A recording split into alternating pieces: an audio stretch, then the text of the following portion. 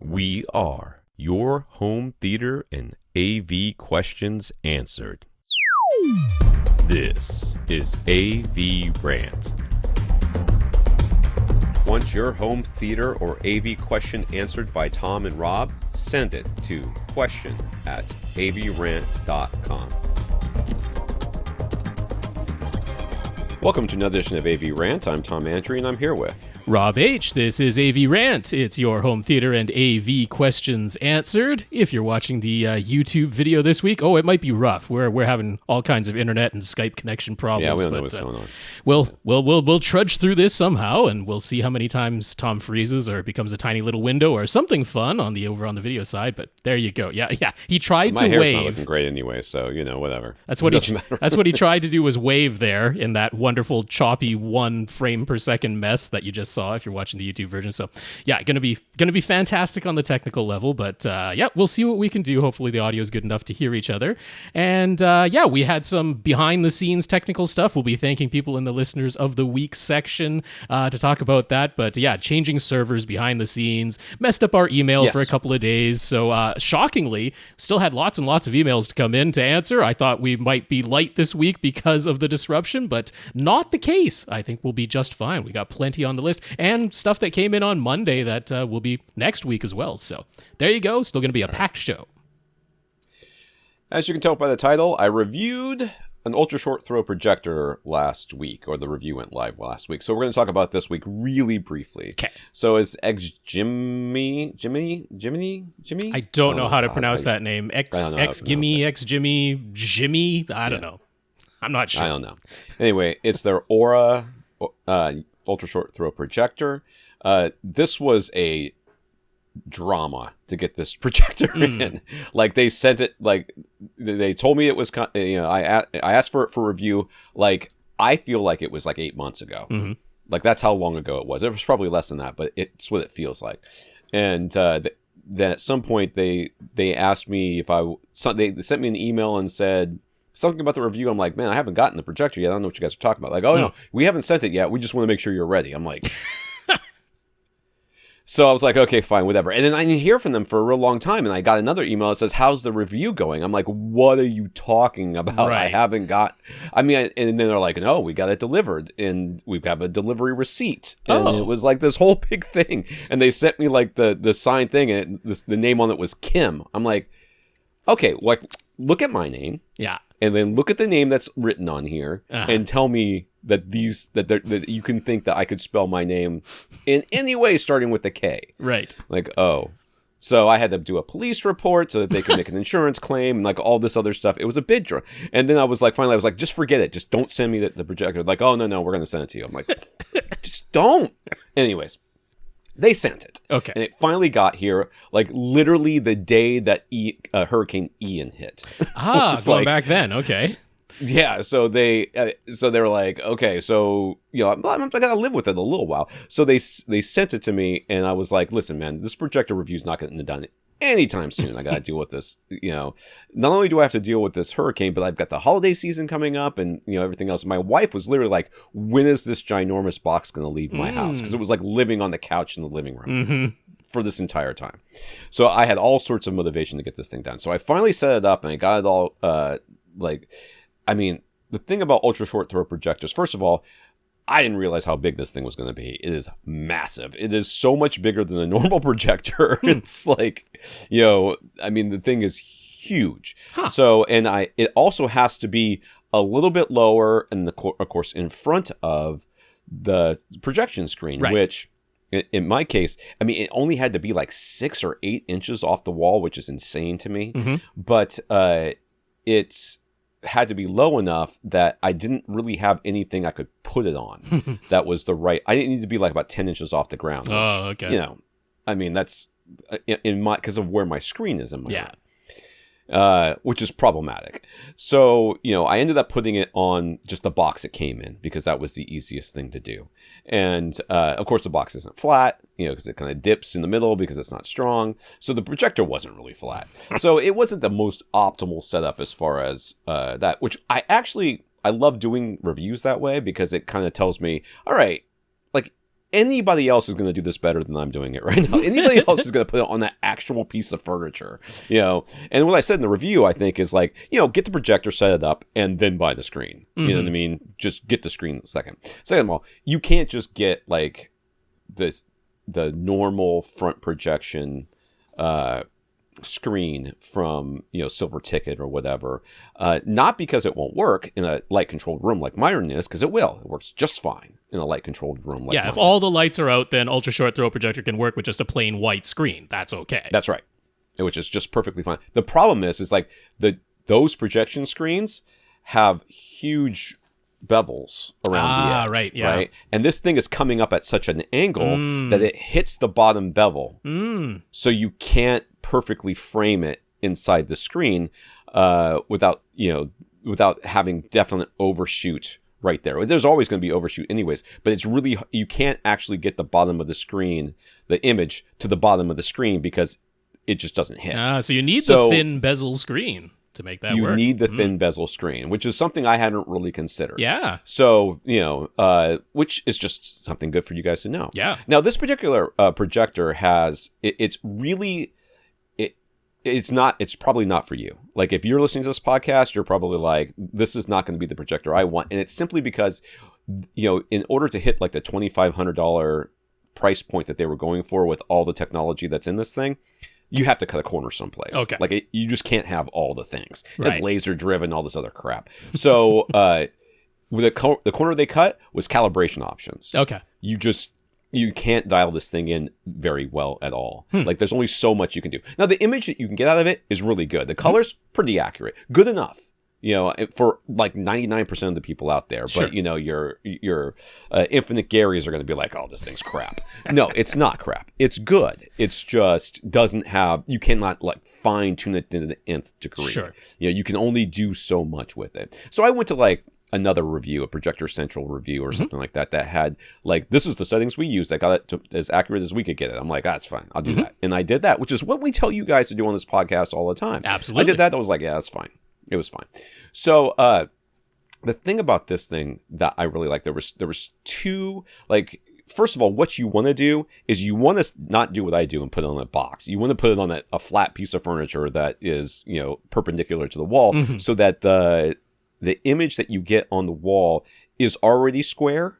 Yes. And you can just adjust the distance from the wall and the tilt back and forth to get the size. So that side to side, so that you can get this to be a nice square, or rectangular in this case, image on the wall, so that you're not having to use any keystoning. The projector does have adjustable feet. There's 4 of them. I think they should have just gotten 3, but there's 4 of them, so that you can adjust this thing so that if it is on something slightly unlevel, or the wall that you're projecting on is not perfectly flat, you can adjust it slightly that way, which is nice.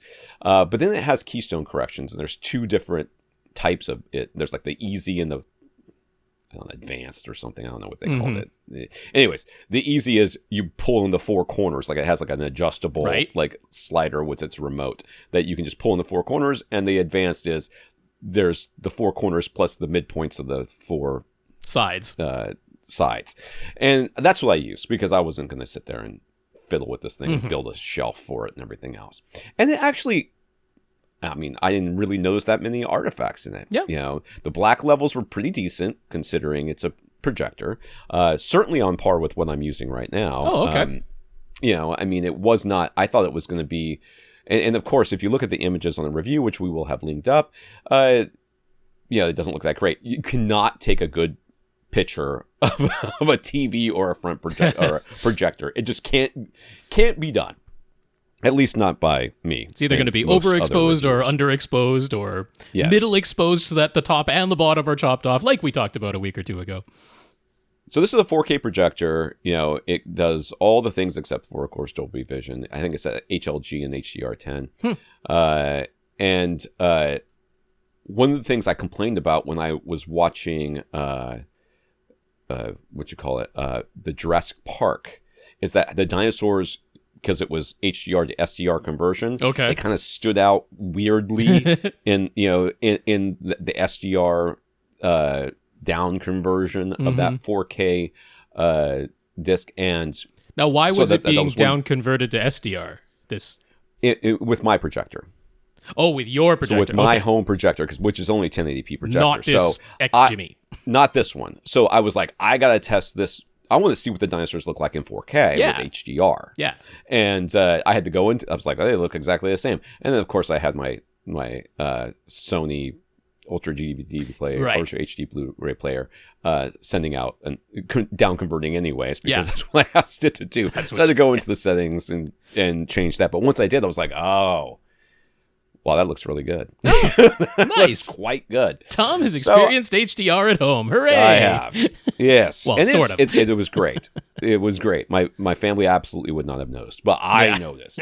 Now, the one thing I'm going to say, and like I said, this is not for most people here, but if you're like, somebody is talking to me about getting a big TV and they're thinking about a front projection system and that's all they care about is the image. I'm like, this has got Harman Kardon speakers built into the front of the thing, which, I mean, I was like, oh, speakers in your projector, it's stupid. Well, I wasn't going to like rewire my entire system for this thing. So I just sent a mono price 8K certified, whatever it is, HDMI cable from my Ultra HD Blu-ray player to the projector, which of course had audio. Yeah. And I was like, okay, well, I'll use the speaker since they're going to use them anyways. They were actually quite good. Like as a surround sound, like as a sound bar option. Yeah.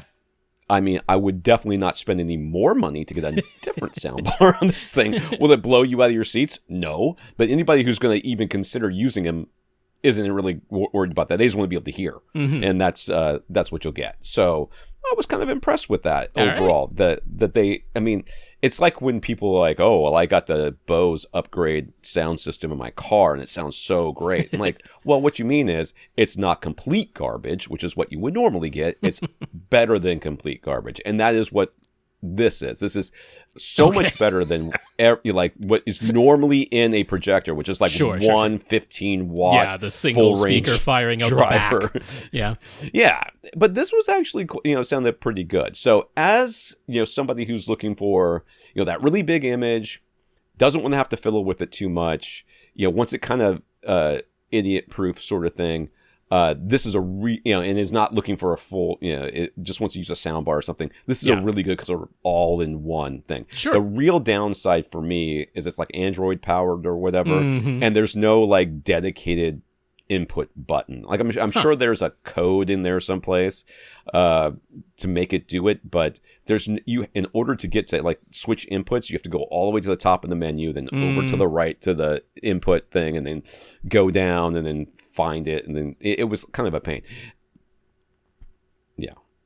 I'm sure there's a way to defeat that. It's a Bluetooth remote. The remote is actually kind of nice, but it doesn't have enough buttons on it. It has the Google Voice thing and whatever. But I liked it. I think as a projector, and as at that price point for the 4K and the laser and everything else that people are talking about that they want these days, that's pretty good. Yeah. I mean, I'd be okay with that. If my parents decided to get rid of their plasma TV because it was breaking, I would consider getting this for them simply because that is exactly what they want. They would want an image that was big in a box that they don't have to fiddle with. Yes. With a speaker that that my mom can't move away, which is what she does with all the other speakers. That would just have to be right there.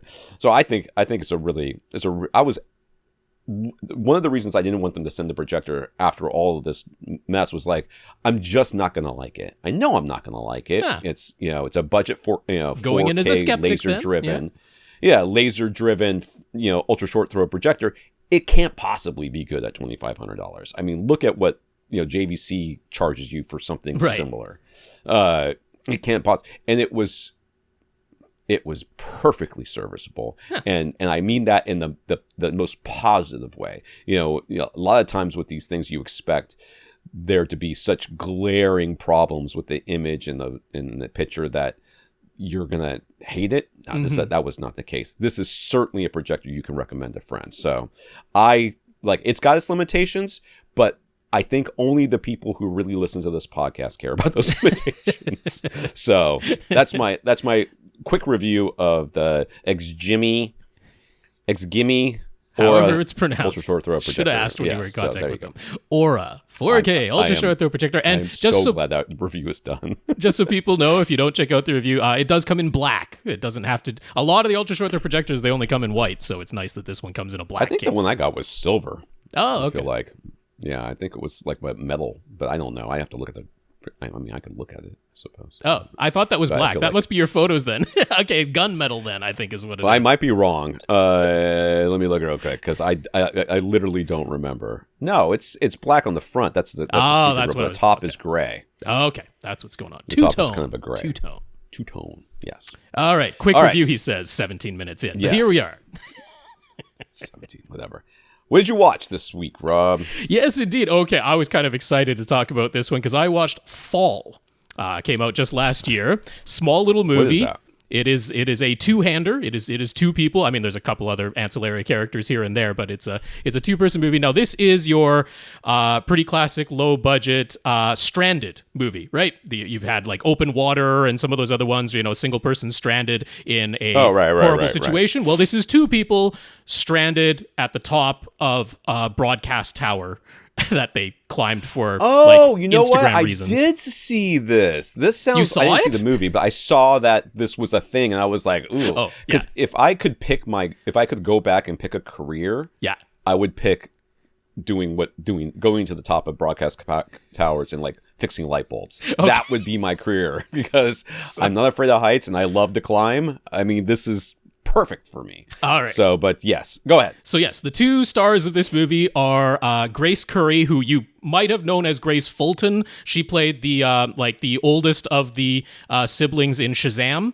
That's probably where she's best known from. At least that's where I knew her from. But yeah, she goes by Grace Curry now because she got married and actually legally changed her name and professionally changed her name, which a lot of people don't do anymore. But she did. So that's how she's credited in this movie now. And then Virginia Gardner is the other actor who's in this as like I say, it's definitely a two-hander. Now, okay, so it's like done as your sort of typical stranded somewhere movie. And I mean, okay, like, this is not a great movie. It's also not a bad movie throughout. Many of the sequences when they are climbing are effective. Like, I don't particularly have a fear of heights, and I don't have a big problem looking down. I strangely have more of a problem looking up when I'm, like, up somewhere high. If I'm, like, don't have anything to hold on to, looking up gives me that weird, like, pit in my stomach type of feeling. And they did that to good effect. I had that in several of these sequences, and it was enough to make me tense up a little bit, just that, autonomic reaction to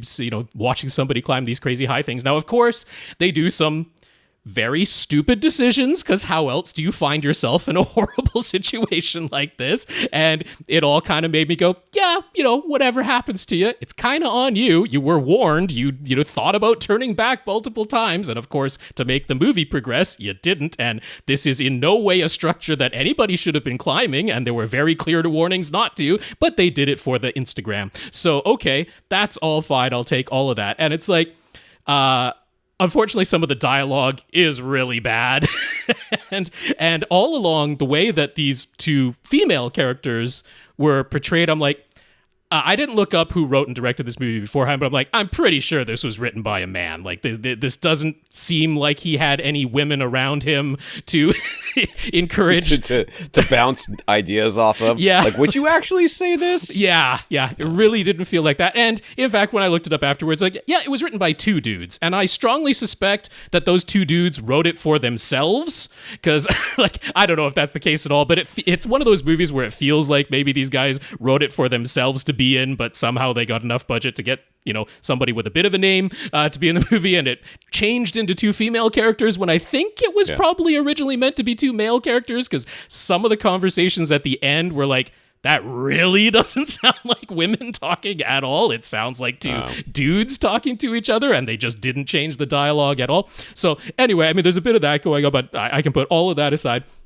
This movie in terms of writing structure, it does not follow the rule of threes whatsoever. They didn't have time for that. This is a movie that should have been 85 minutes and somehow was an hour and 45. I'm not really sure how it ballooned past 90 minutes whatsoever. But regardless, they didn't have time to do the rule of threes in any other writing. Everything was done in twos, which means that anything that was said earlier in the movie is coming back later, and you know it's coming back, and it's no surprise when it comes back. Everything is telegraphed. Nothing that was said earlier on was there. It's like, this isn't Quentin Tarantino where there's pocket dialogue, you know, that isn't like part of the plot. No, everything that is mentioned and shown to you is going to show back up later in this movie, and like there's no surprises with any of that. However, the reason I was excited to talk about Fall is because I don't know if this was intentional or just a crazy happy accident, but this might be one of the greatest comedies I've ever seen, and I don't think it was meant to be. But at the end of this movie, I laughed for 5 minutes straight until I was crying. I couldn't stop laughing because, like I say, everything was done in twos. Everything was telegraphed. Everything that happened in this movie was set up beforehand earlier in the movie, except for the end, which came out of nowhere, had zero telegraphing, and cracked me up like I haven't laughed that hard in a long time. And I'm glad I didn't see this movie in a theater with a crowd, because I don't know if everyone would have burst into 5 minutes of solid laughter the way I did, but if they didn't, they would have thought I was a horrible psychopath, because like nothing about this movie is set up to be a comedy, and nothing about this is set up to be humorous. I think you were supposed to feel awful for what happened at the end, but I could not stop laughing. And all I could think of was that this was like a classic Norm Macdonald joke, you know, where he just goes on and on and on for like 25 minutes until he delivers a horrible cliched punchline. Now, I'm not saying the ending was cliche, but it was like, I remember Andy Richter's comment when Norm Macdonald did that on a Conan O'Brien segment. He's like, yeah, you just told us, hey man, come with me, I got to show you something. And then you took us on a 5-mile hike to show us a dog turd. And I'm like, that is pretty much like you absolutely, I'm saying, I wouldn't have burst out laughing if I hadn't been tense at all. So I've got to give the movie credit for that, right? Like, you know, it was a release at the end of the movie because I was tense throughout it. So credit to that, because if it was absolutely ineffective in the way it was made, I wouldn't have been tense and I wouldn't have had that release at the end. But I don't know. I'm excited for other people to watch this movie and get back to me, because you can either tell me I'm an absolute psychopath for laughing my head off at the end of this, or I think a lot of people will laugh their head off at the end of this movie. I can't stop laughing at it just thinking about it. I'm like, why did that happen? There was no telegraphing at all. It really cracked me up. So, yeah, in a way, I have to give it a thumbs up. And I also have to say, Grace Curry, holy cow, she gave it her all. I mean, all the credit to her, because, like, she was, like, trying for an Oscar with this horribly written movie. And I'm like, credit to you, because she was giving it her all as an actor. Good for her. That's what I say. That's me. All right. I watched a couple of things this week. Last week we had our listeners send a bunch of codes, and one of those codes was for Looper. Yeah. And I watched I went through the movies with my wife and son, and I was trying to get them to watch Ghostbusters Afterlife, but they chose Looper. Okay. I'd seen it before, so I knew what was going to happen, and it's a Rian Johnson? I don't know how he pronounces it. If it's Ryan or Rian, I'm not sure. Yeah, Ryan and Rian. Anyways, I didn't realize it was him that did it, but I mean, I really like The Last Jedi, so, you know, I was excited to see that. Of course, the makeup in the movie still drove me nuts, even though my wife was like, that was makeup? I'm like, oh my God, how do you not notice these things? I mean, it was obviously makeup. But it's a good movie. If you haven't seen it, you should check it out. Bruce Willis, Gordon Levitt, whatever his name is. Joseph Gordon-Levitt. Very, very well acted. Very young Emily Blount in that. So that was very good. We also watched Wine Country, which is I don't know if it's a Netflix, if it wasn't like a Netflix movie or not, but it is basically female alums from Saturday Night Live on a girls' weekend in Wine Country, and the hijinks and drama that happens. I thought there are some very definitely funny parts. It is not funny enough for me to say you should go watch it. There are funny bits, but there's a whole lot of I don't give a crap what's going on here. And it was, it was fine. It was fine, whatever. I also finished 1899, which apparently is not getting a second season. Oh, if I had known it was directed by the same guy that did Dark, which if you have watched Dark on Netflix and you loved it, you are not me, because I watched that first season and went, oh my God, is this we took all this time to get here? Like, I don't mind being here, but I feel very cheated throughout the rest of this season, just sitting through this. Like, how did this crap how did it not get canceled before it got here? Like, it is so boring.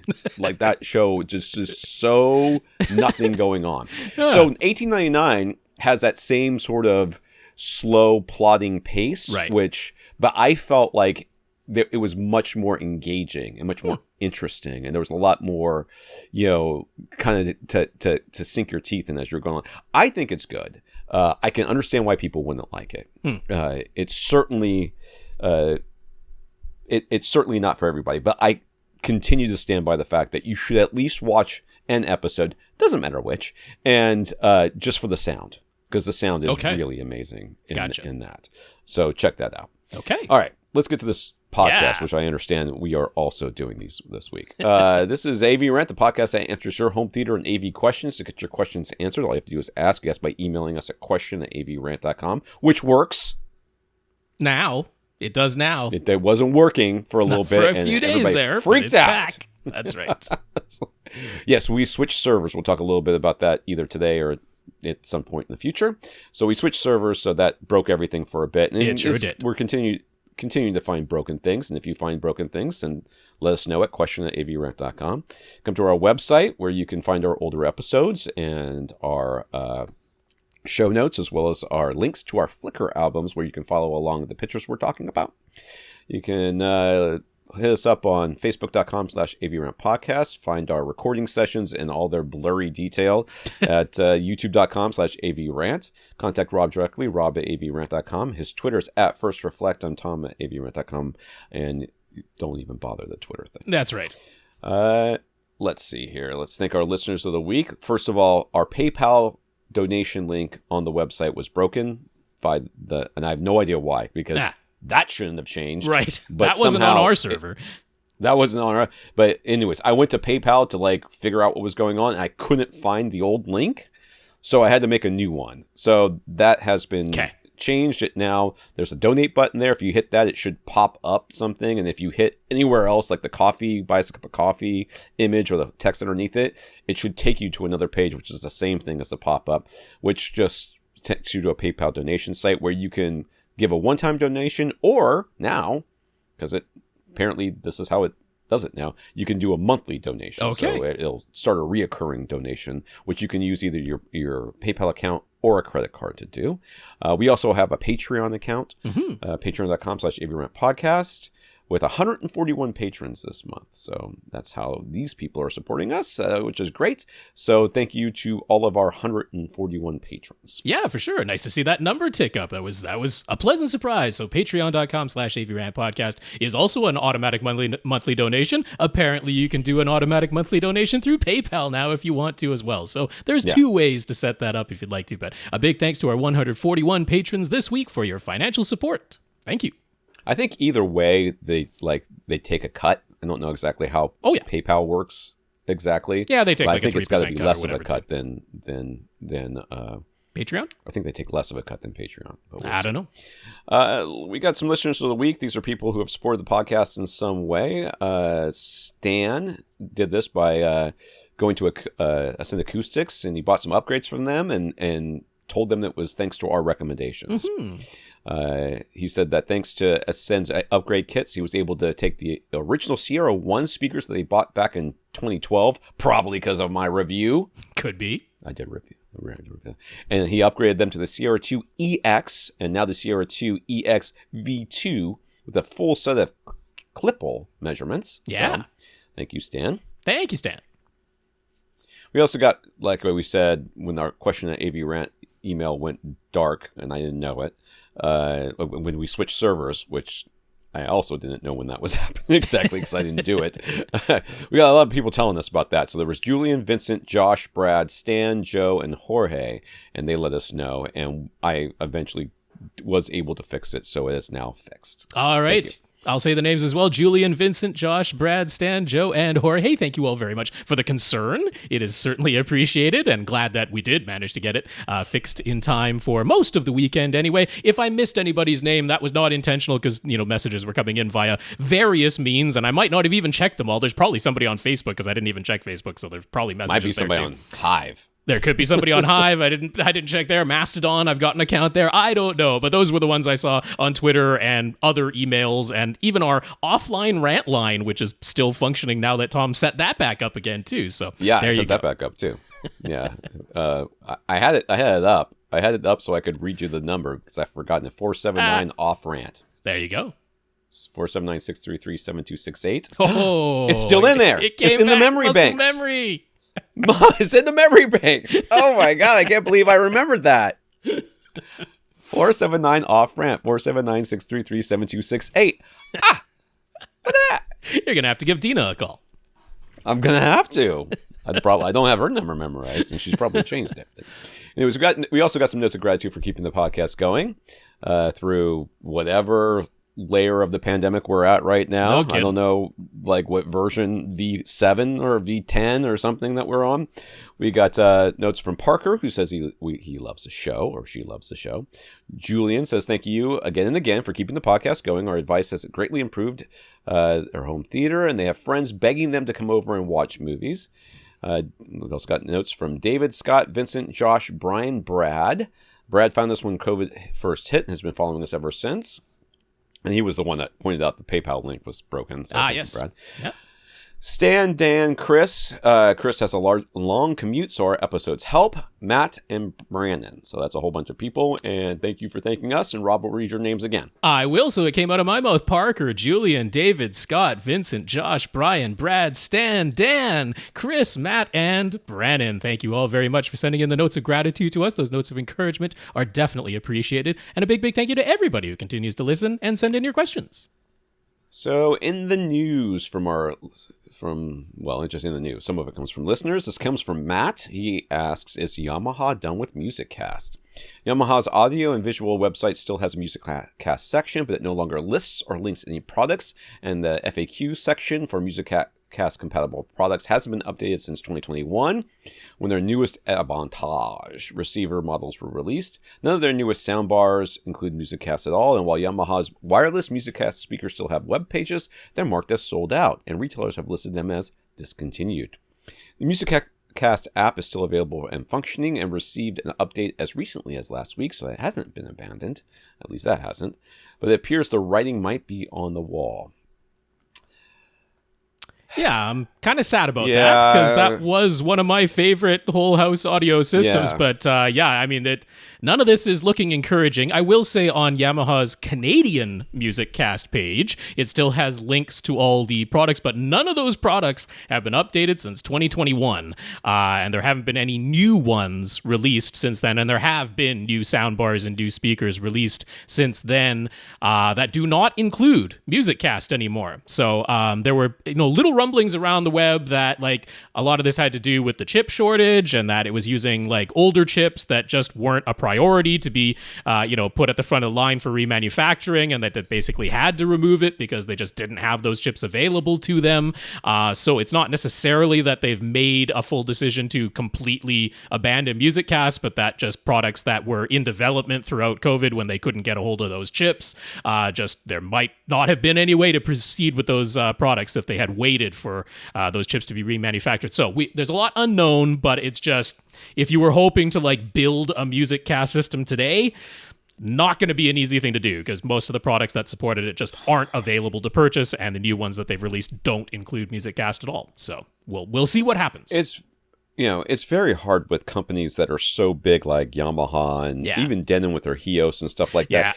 They're trying to push so many different aspects of their product. It's not like they can be Sonos, where Sonos is like, we do this one thing, that's all we do, and let's talk about it a lot. They're like, we sell a receiver, and it has all these channels, and all these, it's got DRAC coming, and it's got Audyssey, and it's got this much amplifier power, and it's got this many HDMI 2.1, and also it can do multi-room audio with Hios or with or MusicCast.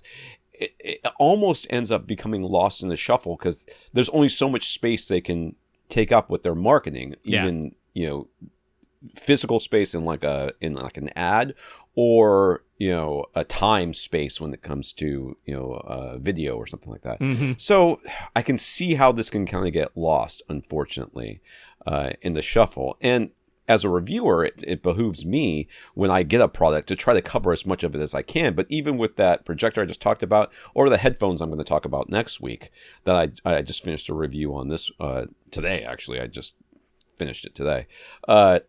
They have so many things that they do. Like, right. I don't even know that I can test them all. And certainly can't prioritize every feature. That's right. So it's almost like what you want to do is you want to say, okay, here, and nobody wants to read this, send the receiver to a reviewer who's only going to test the HEOS part of it, or the MusicCast part of it, and only talk about that bit. And who's going to read that review? I mean, just a couple of people. Why would you do that when you could expand the reach of your review and review the whole thing? Well, then it gets lost in the shuffle. Yeah. So I agree with Rob. It's unfortunate that MusicCast, which was an early, and then one of the reasons why it's so good is it came out before everything else came out. And it's a shame that it might be going away, but we'll see. Yeah. Stadia, Google's game streaming service. Is that what? Google has a game streaming service? Well, not anymore. That was the whole thing. They shut down as of January 18th, which is not now. Because today we're by the time you hear this, though. Yeah. But rather than chuck all those Stadia controllers into landfills, they've announced that they'll unlock their Bluetooth connection so that you can pair them with anything that uses Bluetooth game controllers. So, if you were one of the few people who was on board with Stadia, don't chuck out that controller. Don't turn it into e-waste. Hook it up to your computer, or I think like your Nintendo Switch can use Bluetooth controllers. So there you go. Keep it out of the landfill. PlayStation's too, right? I mean, yeah. Can the PlayStation do it? I guess I don't know. I don't know. I feel like I should be able to. Knowing Sony, they probably have their own specific bandwidth thing or something, or ID code. Back in March 2022, Amazon bought MGM Studios and acquired their catalog of content. It wasn't clear exactly how Amazon would handle distribution of MGM titles, or what will it do with the Epix, EPIX, streaming service that was part of the purchase, but many of us assumed it would all just find its way onto Amazon Prime Video eventually. But we were wrong. On January 15th, Amazon launched MGM Plus. God help us. Yeah, of course they did. Disney, it's not your fault that you decided to go with Disney Plus. It is everybody else's fault who assuming that the Plus thing was now going to be the thing that indicated streaming. I blame everybody else. I don't blame you, even though it really, that's dumb. I mean, anyways, in a way, I kind of appreciate the simplicity. Like, if literally all of them just got on board with putting a plus symbol at the end, you would know that's a streaming service. I'm fine with that, but now it's the few that don't have a plus symbol on the end of it that makes it like difficult to tell what's going on. But anyway, MGM Plus, yes, it's a streaming service. It's a new streaming service, only in the U.S. for now, at least. $6 a month or $50 for a year. No sign of 4K HDR or Atmos yet, but hopefully those features will be made available soon. You know what we didn't need? Another streaming service. That's what we didn't need. We did not need that. I mean, no one needed surely it. Why this didn't will they be just roll it into Amazon videos? I don't understand what they... surely this will be available as a channel add-on within Amazon Prime. Epix already was here in the States. Yeah. So I can't imagine it's not going to be. Yeah. Some comments from listeners. Andrew from AV Gadgets wanted to mention that if you want some impressive Atmos effect, try the game High on Life. It's available in Xbox Game Pass if you're a subscriber. It's definitely an M-rated game, if you couldn't tell that from the title. High on Life. Anyway, so not necessarily the right demo for every audience, but they sure seemed to know what they were doing when it comes to utilizing Atmos. So yeah, he actually texted me and told me I should try it. I'm like, no. Julian got a chuckle from a New Yorker cartoon and thought we might be the right crowd to enjoy it. He sent it to us, and if you aren't on the Flickr album, I'll give you a second to get there and to look at it. Press pause. Yeah, and it will be the Flickr album, because I'm not going to include this in the YouTube video because copyright is certainly going to take our entire video down for this like 5-second display of a New Yorker cartoon. So it's not going to be in the YouTube video. You can check it in the Flickr album. I will now. I'm about to describe the comics. So if you want to see it before I say it, now's the time. So, anyways, it's a man talking to his wife in the middle of their living room, and he's got his arms crossed, and she looks upset, and he's saying, "My argument sounds better on vinyl." So there you go. Whatever. Yep. Well, let's get to the questions here. Stop dilly-dallying around. Mike, a couple of weeks ago, Mike asked if he should get a new AV receiver with pre-out, since his current pre-pro can't do 4K HDR pass-through or eARC, but he just dropped a bunch of money on a new 83-inch OLED. He appreciated our suggestions for an HD Fury that could separate the HDMI audio while handling all the latest video signals, as well as the Marantz SR5015 model that would leave the minimum features he wants while costing about as little as we could find, from accessories for less anyways. But he's the sort of person who keeps his gear for 10 years or more. So, and we also mentioned the new Marantz Slimline Cinema 70S as an option, since it has a full set of 7.1 pre-outs now, or the Denon X3800H if he just wants to have all the things, even though he might not actually use them. I feel like I wasn't part of this question because I don't know when Lee was on. Yep, it's when Lee was on. I don't know who that is.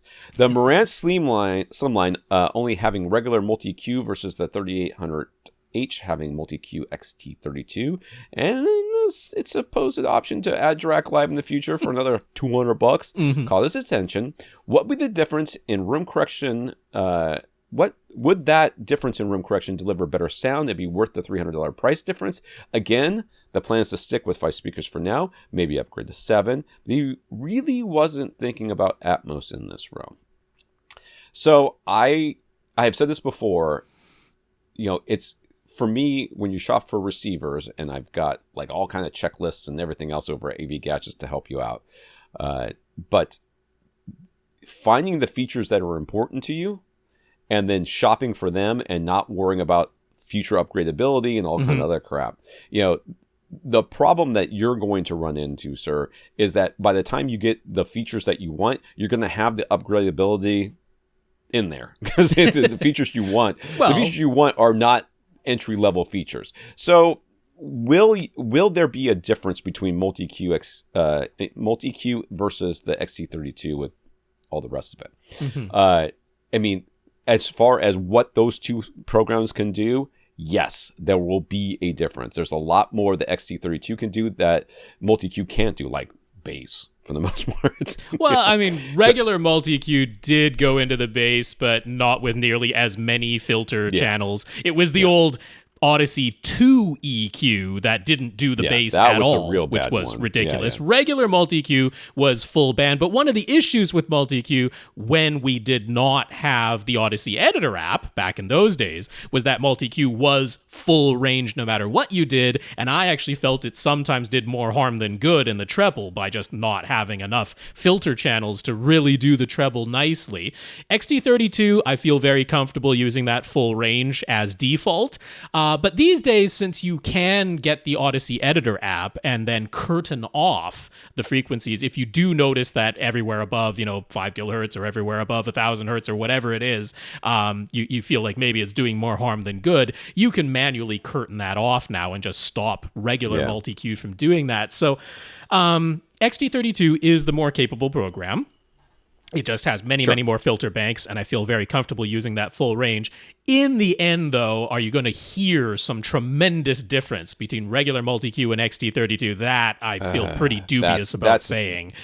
Yeah, that's a tough one. So, a lot of this has to do with so many other factors that we maybe don't have, because I remember I wasn't part of this question, we don't have access to. So for, how much can your room correction do if your room correction is the only thing you're relying on? Right. And the answer is usually not very much. So if you haven't treated your room, if you're already having massive problems because of room effects, having the more powerful multi-Q XT32 it's probably going to sound almost exactly the same, if not exactly the same, because it can't do much to begin with, because no matter what it does, it's just going to make something worse, which means they'll do nothing.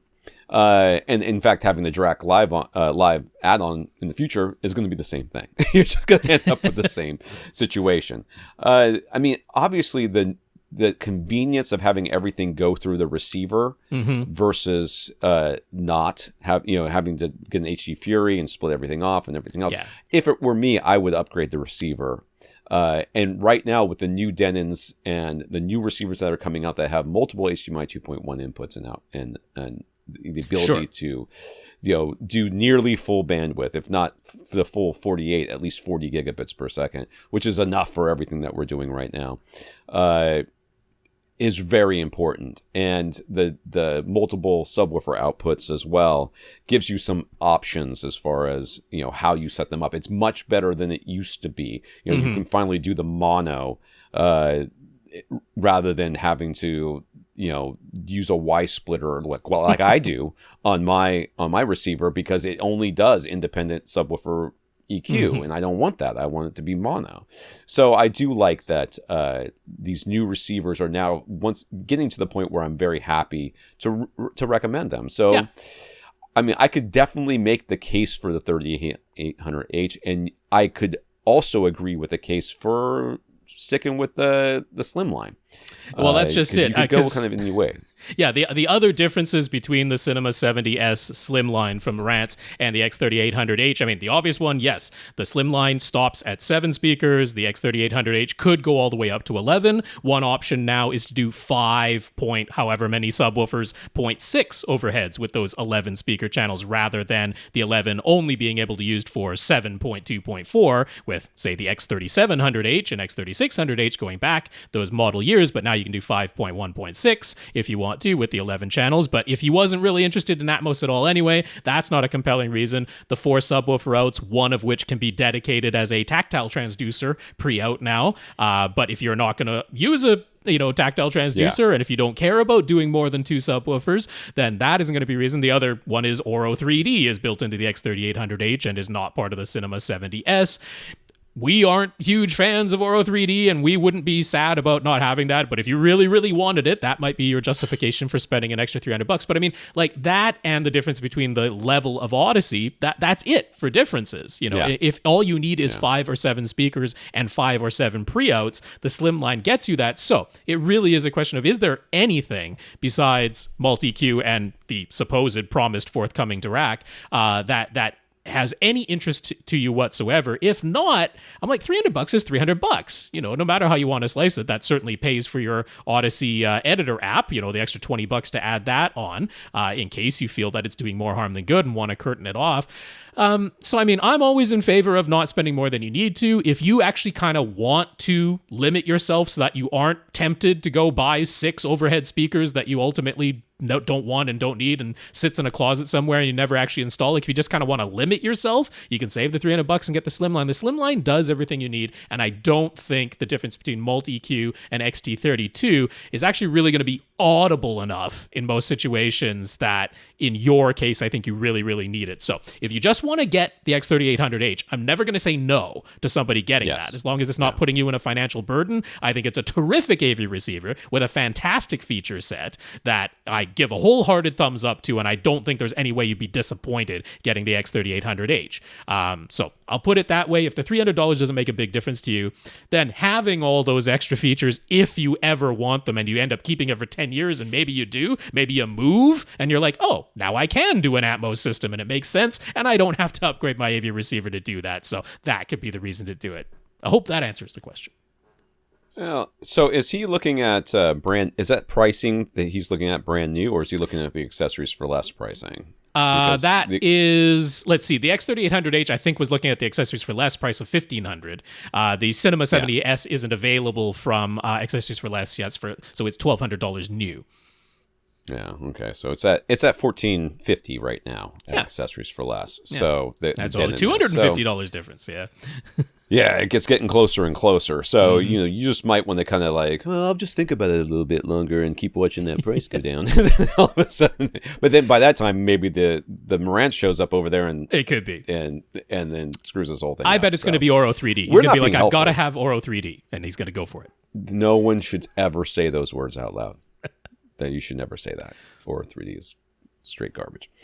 Andrew has moved into a new house, and he's working away on setting up his home theater in the basement. It is not a fully dedicated theater room, though.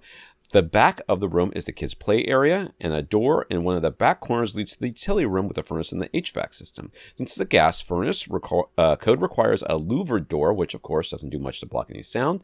The furnace and HVAC are both quite new, so there's no intention to replace them anytime soon, but spending his time down there, he's realized just how noisy and loud they really are and how it detracts from the home theater experience. So what, if anything, can be done? Would wrapping all of the ductwork or in insulation or Dynamat improve things? Would putting leftover rock wool in the utility room do anything to help absorb some of the stray noise? He isn't expecting actual full soundproofing, but anything that could lower the furnace and HVAC noise would be nice. Dude, that is a lot of ducting up there. If you're not seeing this picture, first of all, where is the noisy? First of all, okay, first of all, I cannot. I need like a tattoo that says putting sound absorbers in your room does not reduce the sound. Yeah, in your room. Just throwing in rock wool and like if you like covered every stray wall space in this room with rock wool, it would not stop the sound from going out that door. It would not. No. It would not. I don't think it would lower it a decibel. Like maybe it would, but it would not there's be. A little, maybe in the time domain, but if this is a constant rattling going on, it wouldn't do anything. Yeah. So, where is the noise actually coming from? Is it coming from the ductwork? Right. Because if it's not coming from the ductwork, then it's coming from the actual HVAC. That's right. The machine itself. I don't think that wrapping the ductwork is going to help you at all. I don't know that you have a lot of options here other than if it is to actually build a little room within this room, if that makes sense. Or outside to cover of the room, up. like to actually put in a partition wall between the kids' play area and the home theater area. I don't really see much else that can be done short of, yes, replacing the furnace and air conditioning unit. If that is where the noise is originating, is from the machines themselves, then replacing them with quieter units is about the only thing you can do. Now, if this is knocking ducts, right? It's obviously some noise is being generated by the furnace, but then there is additional noise coming from ducts themselves knocking around, which can happen. I wouldn't expect it in a relatively new system, but it's not out of the question. Well, then that is where having some sort of decoupler installed, which is just it attaches to one end of where the duct joins onto some big trunk of the furnace, for example, and it's just like a canvas connection in there just so that there's some flexibility so that it's not solid metal all the way through. That's all it is. It's a bit of a circuit breaker, a bit of a suspension that's basically put in there. That can assist in, at least stopping some of the knocking transfer of noise that's in the ducts. But it sounds like he's saying, no, the noise is coming through that louvered door. Which, yes, has to be there by code. Do not change that. No. That is there for a reason. Cover it with insulation or anything like that. That's right. Yeah.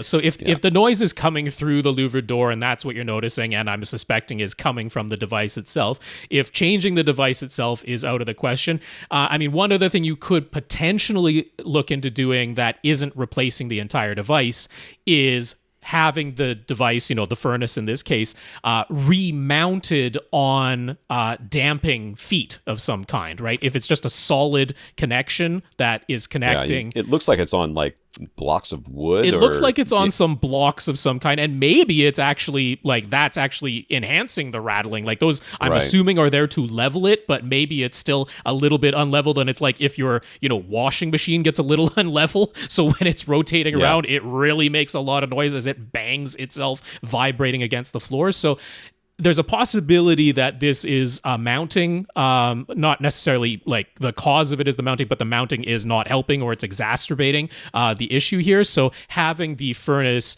remounted with damping feet of some kind might be something that reduces the noise if it's not just, the internal generation of noise. That is probably your least expensive, least invasive way of reducing some of the noise, would just be remounting it on damping feet. But if that doesn't do it, I can't think of anything short of introducing some kind of partition into your system, which would most likely just go between the kids' play area and the theater area. That's all I got. Yeah, definitely have to call an HVAC specialist to come out there and take a look at it, because this is not something I don't know who you are, but I know that I would not be comfortable going out there and just like, I'm just going to replace these feet with something squishy underneath, and then, suddenly severing all kind of connections and who knows what else. So, yeah, definitely call a professional to come out and take a look at it and say, hey, what can we do to reduce the noise out of this thing? I mean, I don't know. There could be bearings in there that need greasing or something. That's right. It could be as simple could be as a lot of stuff going on. So call somebody. Mark and his wife have a TV set up in their living room. The TV is wall mounted with no stand of any kind below the TV, just bare wall. And their couch is pushed right back against the opposite wall. There are openings to other parts of the house on both sides of the TV, so there really isn't anywhere to put towers or speaker stands. So he wall mounted a sound bar below the TV. The slap echo is so bad that they can't understand dialogue at all. But funny enough, if they just use the TV's built-in speakers, while it doesn't sound good in the overall sense, hence wanting the soundbar in the first place, at least dialogue is understandable, clear even. Is that because of the way the sound bounces off the other walls? Are the reflections different from the TVs versus a soundbar?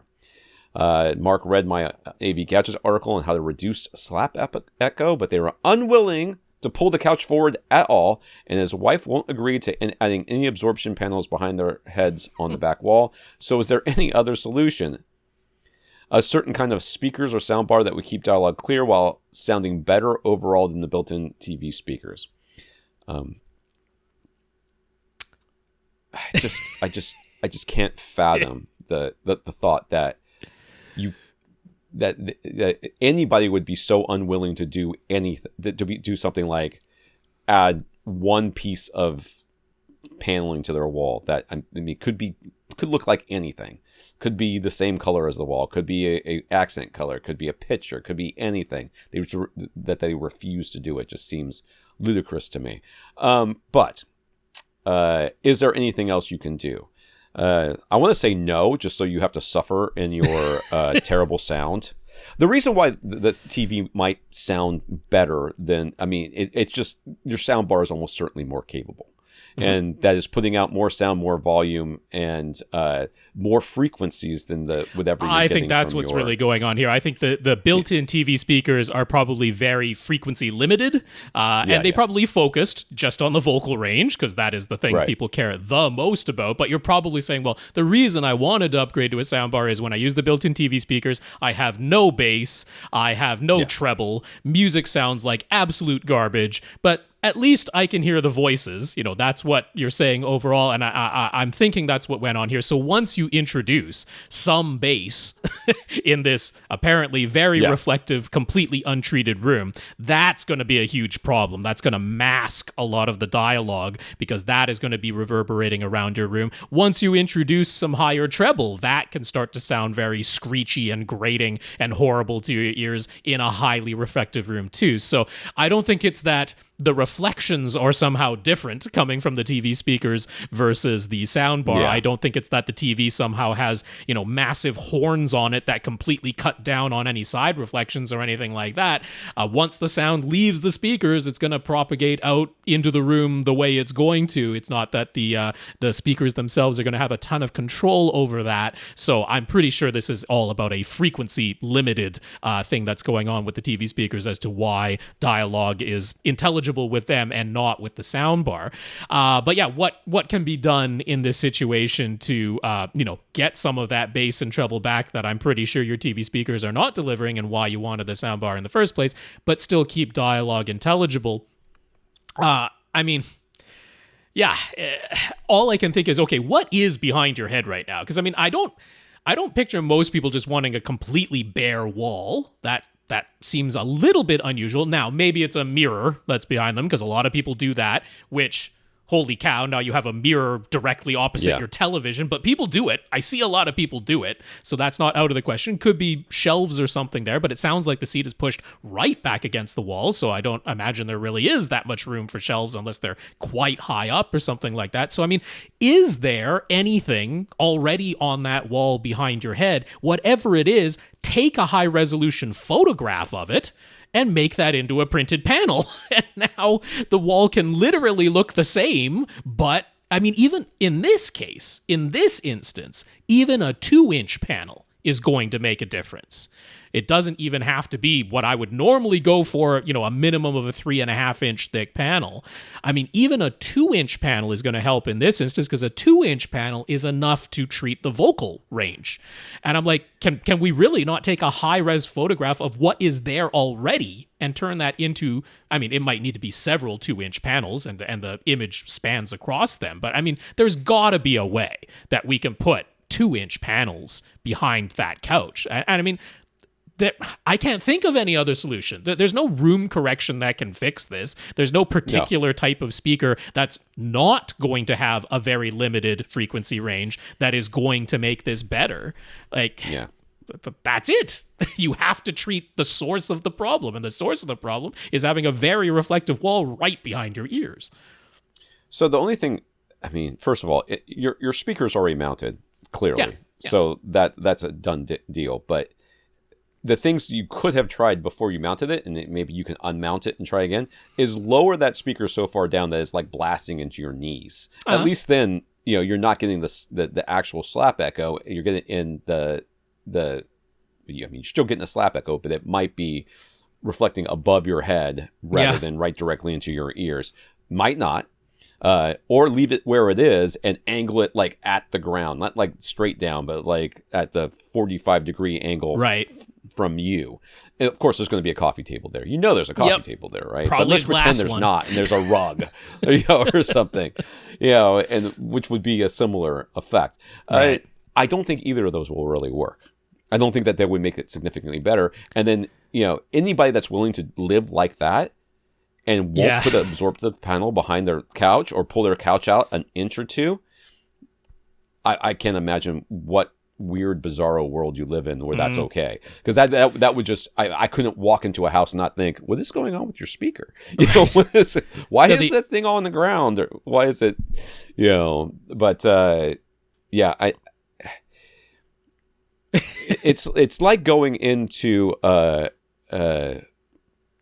it's like taking your car to get fixed and like, okay, I know it only has 3 tires, but I still want to be able to drive it, but I can't add any more tires. Like I only want 3, it's like, well, that's not the way these things work. It's not how acoustics work. Acoustics don't work in a way where you can just say, physics, I don't need that. Just go ahead and fix it for me without, and ignore physics the entire time. It's not possible. So I don't know what to tell you, my man. Yeah, I want you to have good sound, but I cannot sit here and rewrite the laws of acoustics. Indeed. Just because you don't want to put your couch forward an inch or two and shove a very small acoustic panel right behind your head. The only other thing I can say is I don't know what soundbar he got. There are almost all the sound bars that, if they're not $1,500, I think are kind of garbage. So it's entirely within the realm of possibility that even if you did put at least 2-inch panels behind your head, that soundbar is still going to sound garbo, because in my opinion, most of them do. So go ahead. A lot of the soundbars are actually 2-channel only, even if they're marketed as a 3.1. They actually only have 2 drivers on either side and not very far apart. And a lot of those have a lot of problems. They create their own interference between just those 2 drivers. So, I mean, I will say, give the only soundbar I feel comfortable recommending, you could give it a try, Vizio's M512. You don't have to use the 2 wireless surround speakers. You don't have to connect them, but that actually has 3 drivers in that soundbar up front, where you could independently turn down the left and right and turn the center one up to blast the dialogue out louder than the rest of the sounds. At least there is the option to do that with that soundbar. That is a genuine 3-channel soundbar up front. So that's about the only other thing I can suggest trying, but it's not really fixing the problem here. Right. When I wrote that article about slap echo, this was assuming that your speaker or speakers were not the problem.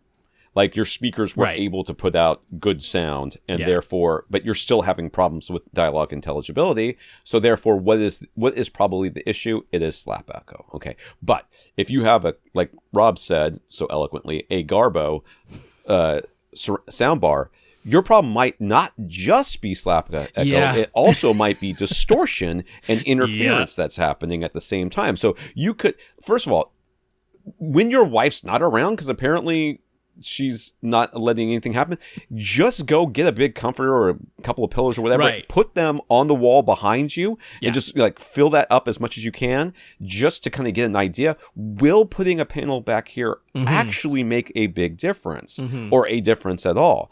Because at least then you would be able to say, okay, well, yeah, I put the stuff up here, and now suddenly I can understand a lot better. Yeah.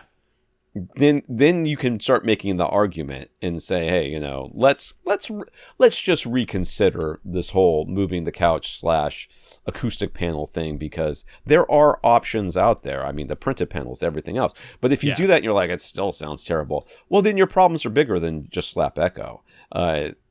It's impossible for me to write an article that takes into account all the things that could be wrong with your home theater in order to cause an individual problem, because there are literally infinite things that could be wrong. You could have a broken speaker. Your soundbar could be broken. There could be a driver in there that's torn, for all I know. There could be, your could have had some treble control someplace in this thing that's completely jacked up to max and is causing distortion. There could be all kinds of stuff going on. So, do it one at a time. Try to make sure that don't fight a fight that's not worth fighting. So if you can determine that slap echo is your real actual problem, then let's say, okay, we need to really have a discussion about this, because this is the only thing that's going to make this sound better. Or you sell the soundbar, you go back to the TV speakers and say, this is how my life is now. And that's right. And that sucks, but that's just the way it is. Parker has a 135-inch Stewart film screen, acoustically transparent projection screen with all 3 of his front speakers hidden behind it. His main seats are 11 feet away, creating a nice big 48-degree field of view, just wide enough that his front, left, and right speakers positioned on the inside edges of his screen. They are still plus and minus 22.5 degrees to the left and right and fit within Dolby spec. He recently upgraded his front speakers to B&W CWM 7.3 S2 in walls. They are longer but not as wide as his previous speakers. So there's a bit of drywall cutting and patching, but it's all hidden when his screen is up. And you can see this in the images. The center channel, there's a little bit of space above it, but not fully above it, because the speakers are a little bit wider. Longer. I don't know which direction. Yeah, they're a little longer, but not as wide as the old ones. Yeah. So whatever. So it's fine. Yeah. His old speakers had vertical left and right with a horizontal center, so he didn't even really think about it. He just installed his new B&W speakers the same way. But should he change his centers to be vertical and perfectly in line with his front left and right speakers, or will it really not make a difference? Okay, Reddit's going to kill me, but there's no world in which I turn this thing 90 degrees to have it all be in line. Now, yes. Ideally, ideally you would have them, because if you look at the tweeter orientation, which it does look like you can turn this tweeter 90 degrees to have the tweeter be above the mid-range, which is kind of what you want. Yeah, that's actually in the manual. They say it is perfectly fine to install this speaker horizontally. If you do, there are 4 Allen key screws on the tweeter mid-range stack that has its own separate little faceplate. Unscrew those, turn the tweeter and mid-range 90 degrees, just the tweeter mid-range stack, so that the tweeter is vertically above the mid-range driver, and then put the little Allen screws back in. So that, in the images he sent, which was clearly before he finished all of this, That had not been done on the center. I don't know if he's already done that, but if you haven't, that I would do, because that doesn't require like cutting entirely new holes and doing even more drywall repair. This is 4 Allen key screws and taking off the little tweeter and mid-range faceplate, turning that 90 degrees and putting it back in. That I would do. Yes. But turning the entire speaker 90 speaker. degrees so that it's vertical and in line with everything else. I think sonically you would not notice a difference. I mean, I don't really think you're going to notice, no. Yeah. But turning the tweeter mid-range stack, as Rob said, that's easy and should easily that's be pretty done. trivial. That's what I would do. Yeah. This idea that you have to have 3 identical speakers up front is exactly what the word ideal implies, which is it is best practices. It is exactly, but we've talked about it multiple times on this podcast.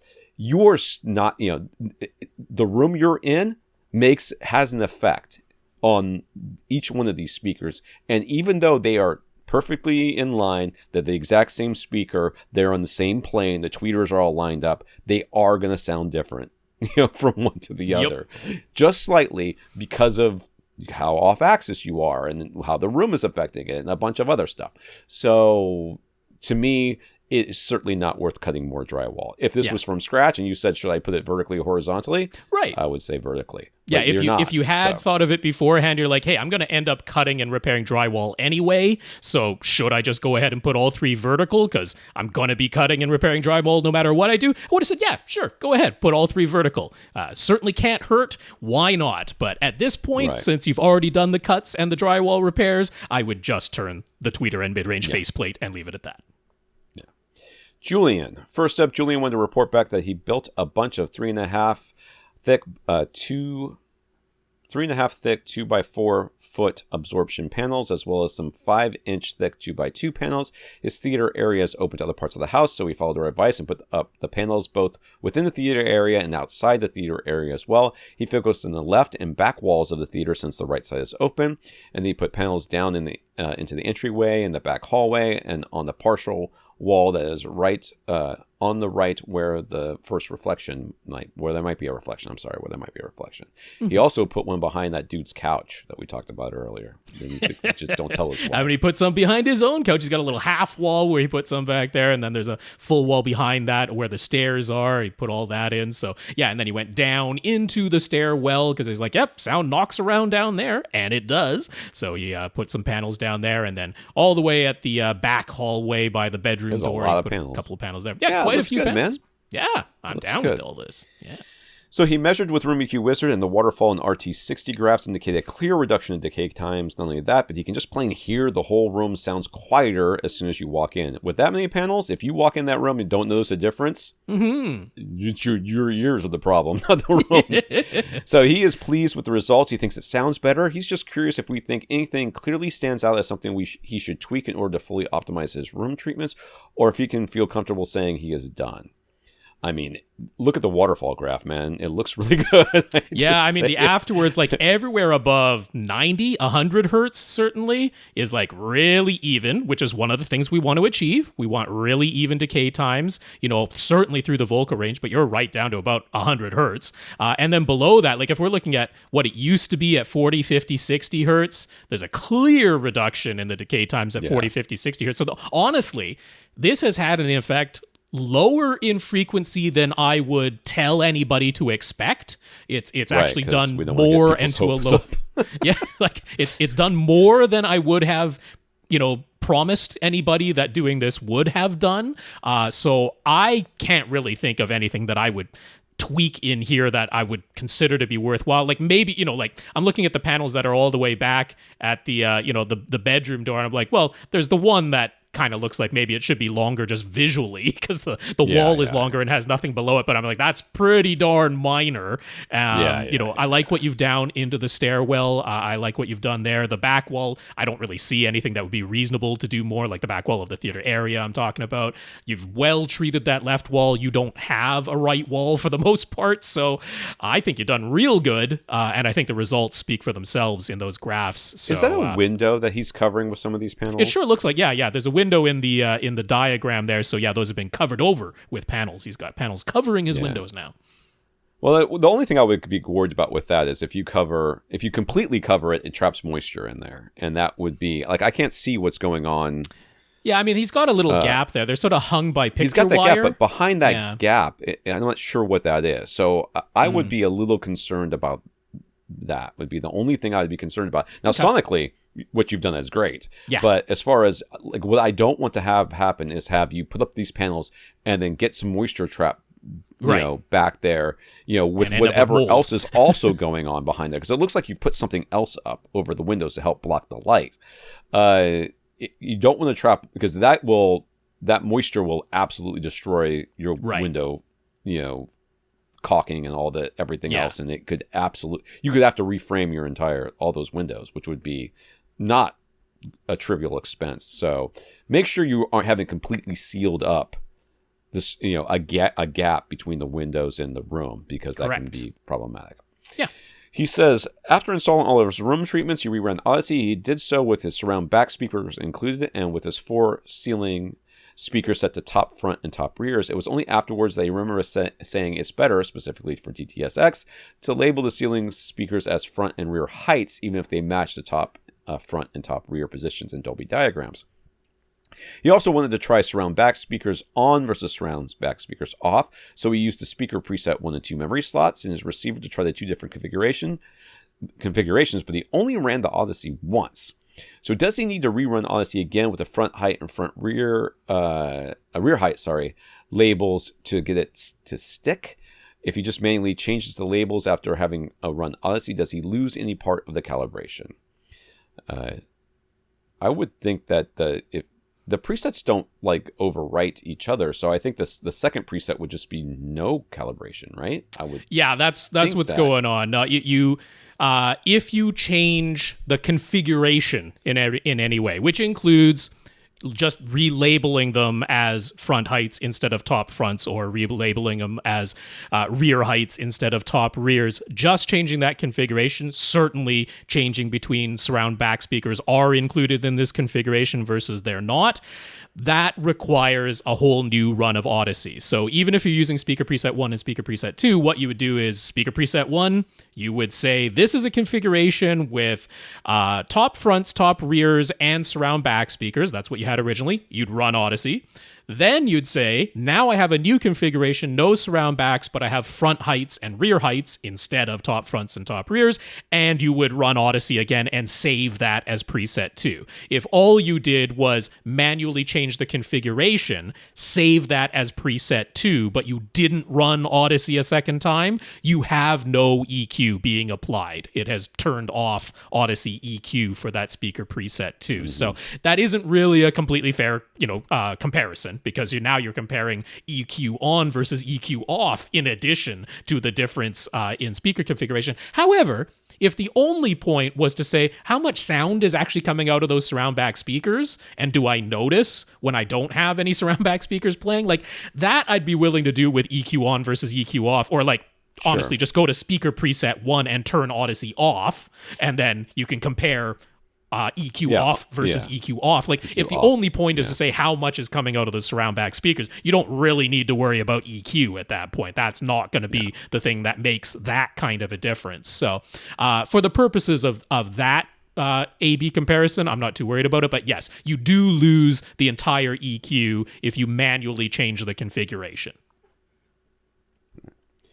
So Julian's display is a JVC RS1000 projector. His AV receiver is a Marantz SR8015. He mainly uses 2 sources, his Amazon Fire TV Stick 4K and his Panasonic UB420 Ultra HD Blu-ray player. He's noticed that the lip sync is a bit off. He painstakingly adjusted it manually in his AV receiver, which was tedious, but if he got it looking right for his Blu-ray player, it was still a bit off for his Fire Stick Fire TV stick and vice versa. So any tips on getting that right? He's checked that HDMI lip sync is set to auto for all of them. Why doesn't that help?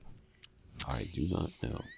So honestly, the lip sync being set to auto, which is the default, and obviously by the name you would think, that should be a thing that would help. It's kind of in a roundabout way the source of this problem.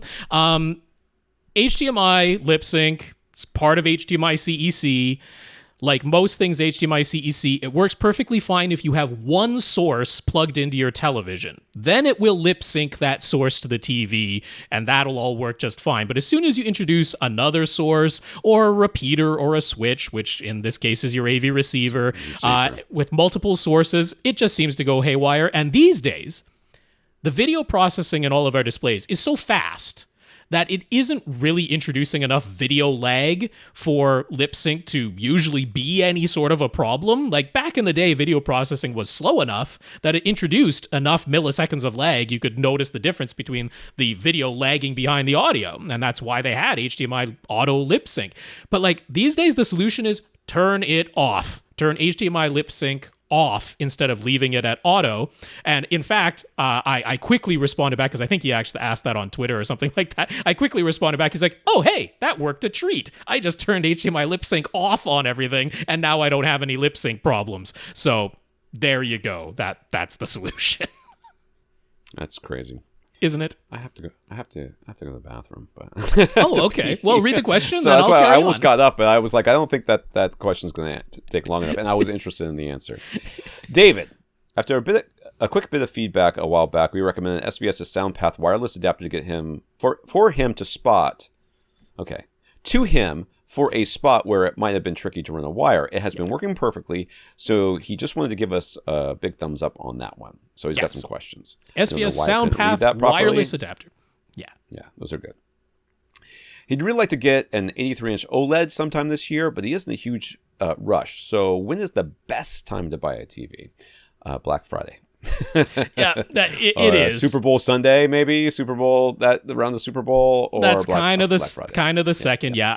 Honestly, if you're tracking the prices of televisions, the absolute lowest you'll find is Black Friday, and that'll be on like the previous year's models, where it's the last of the stock that's still around. So like this year when we were looking at OLEDs, right, the C2 OLEDs were the current versions for 2022. Those were on sale on Black Friday, but the C1 from 2021, they still had some stock of those, and they were absolutely at the lowest price they ever got to on Black Friday. So that is the answer there. But yes, there are other times of the year, right around the Super Bowl, there are definitely a lot of sales on TVs. And again, now you're getting to the 2023s are just about to come out, or have just started to come out right around that time. So the 2022s are on discount now, because they've been out long enough that they can start to discount them. So that is a good time. There do tend to usually be some sale prices that go on, like Memorial Day often has a lot of sale prices that go on right around that time. And there is the time right when the brand new TV models are coming out, and they're starting to discount the previous year's models, and that usually takes place, in the spring, when, sort of the April time frame. So you can keep an eye out then. But the absolute lowest is Black Friday. Yeah. He doesn't have cable, but he subscribes to Hulu with live TV, and he uses an Xbox Series S as his only streaming device at the moment. They often have babysitters over, and even though he still has a Harmony remote, and he set it up to be as easy as possible to use, it's still an ordeal trying to explain how to just watch TV. Yeah. So he's thinking he might get an Apple TV 4K, but would there be a way to set everything up so the babysitter could just use the Apple TV 4K remote, have it turn on the TV and AV receiver, adjust the volume, do everything necessary to watch TV? And beyond that, are there any benefits to using the Apple TV 4K over his Xbox Series S that would let him feel a little bit more justified in his purchase? Well, nothing handles audio as poorly as Xbox does. So there's that. Honestly, so the problem with using a service like Hulu Live TV or whatever is that there is no way that I know of to press a button and have it drill down into the menus you need to go through in order to get to the live TV portion of it. It's not like having a cable TV box where you turn on the cable TV box. Not quite that easy, yeah. And that is the only thing it does. So your problems are not going to be fixed by just using using the Apple TV remote, which would require HDMI CEC, which would cause so many more problems than you really want to deal with. If all you have is the Apple TV 4K plugged into an AV receiver so that it can do surround sound, and the AV receiver plugged into the TV, and that's it. That's the full signal chain.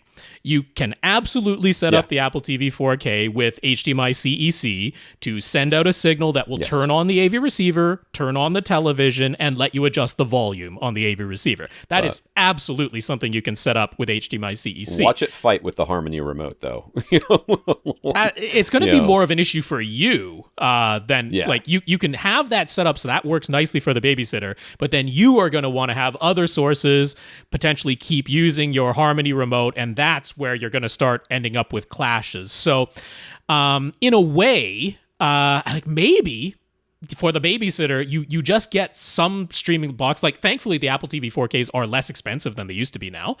So for you, the justification I could say is, yes, I think it handles audio more easily. You know, it'll automatically switch to Atmos when it should be. It'll automatically switch back to 5.1 or 7.1 when it should be, more smoothly than your Xbox does. And the Apple TV 4K is not for literally every streaming service, but for the majority of them and more than any other streaming box, the best at handling frame rate switching. So if you care about judder and you want to have 24 hertz instead of everything converted to 60 hertz and having some judder that comes along with that, the Apple TV 4K definitely does the best job across the most streaming services of doing proper frame rate switching and giving you 24 hertz output so that you're judder free. So that would be the justification for you as the home theater enthusiast. But I'm almost thinking, do you get a Roku, plug it straight into the TV, and not worry about the AV receiver, because I don't think the babysitter is going to worry, so that the only HDMI CEC you're talking about is the Roku to the TV.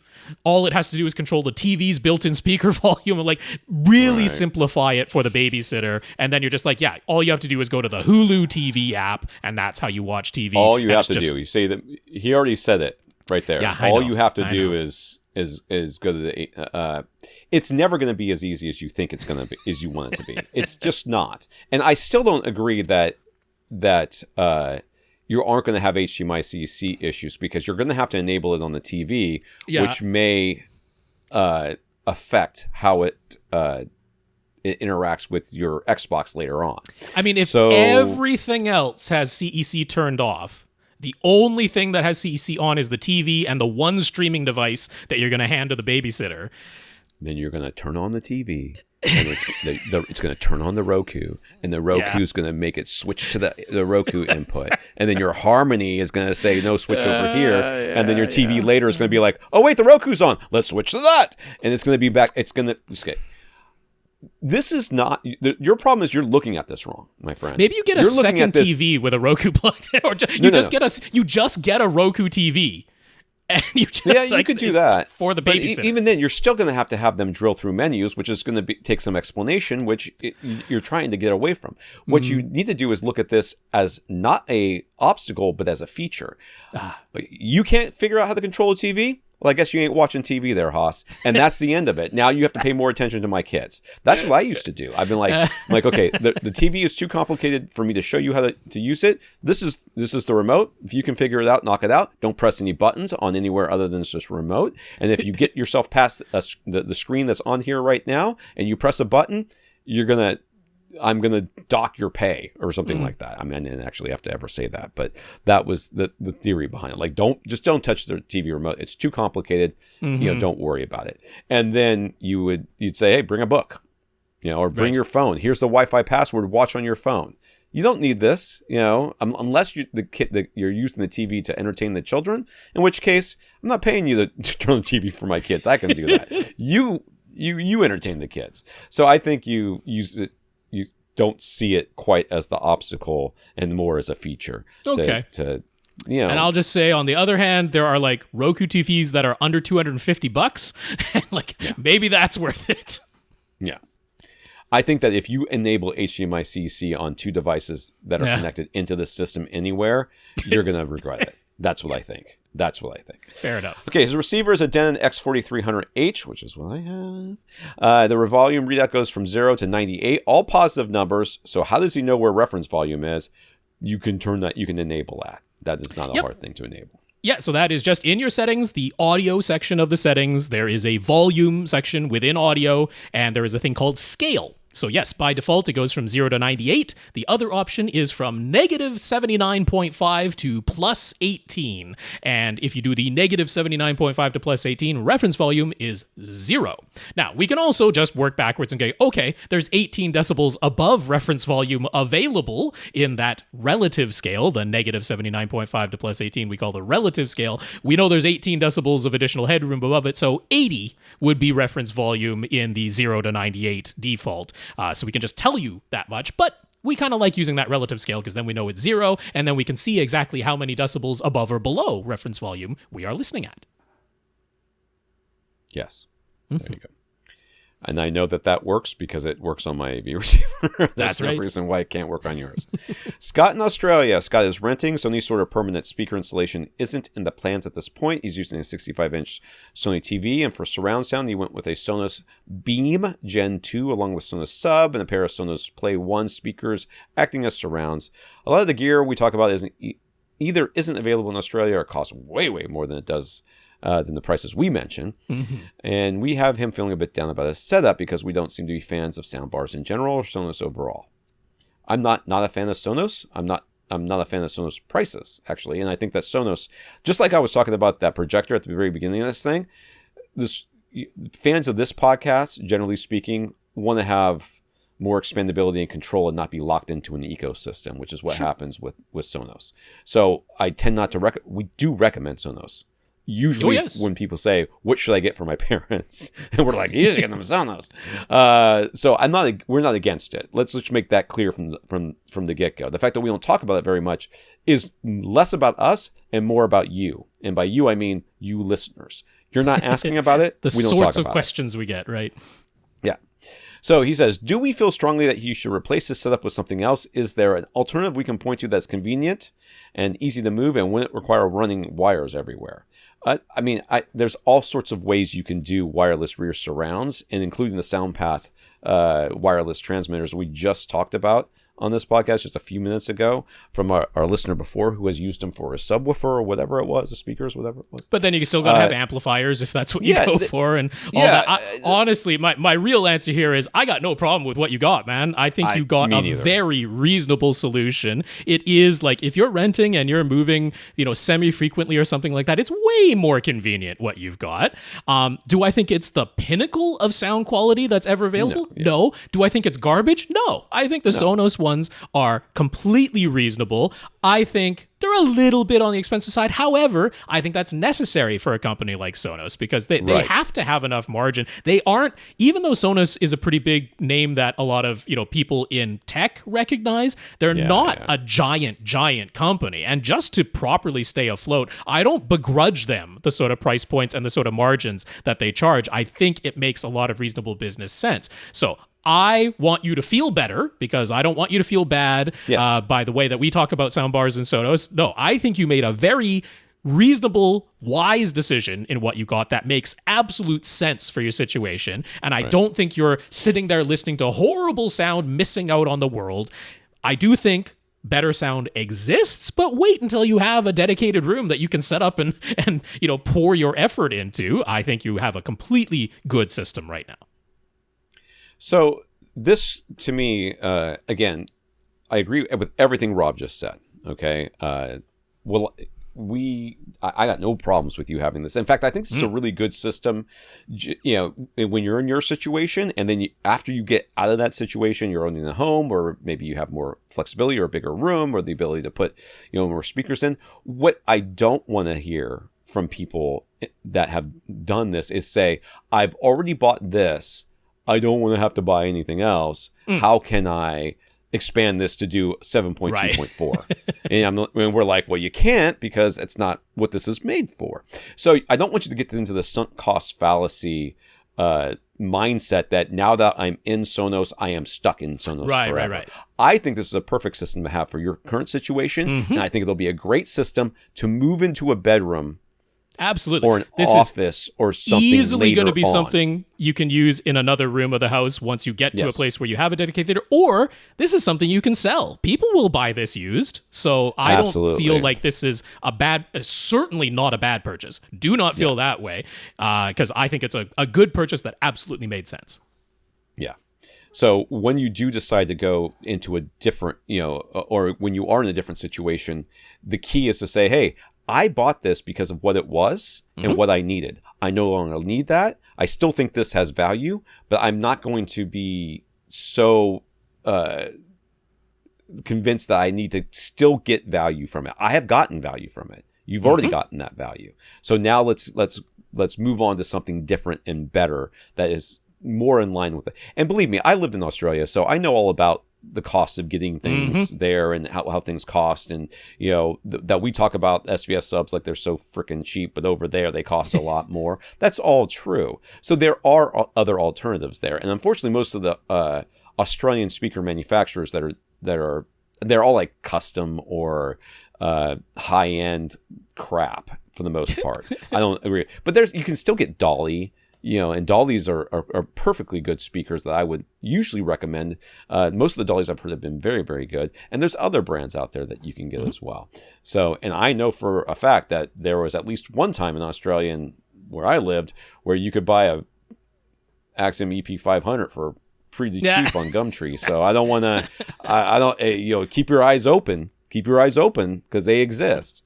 You might not be able to hook it up now, but maybe you'll get it. You'll pick up a cheap SVS subwoofer on Gumtree and have that for the future.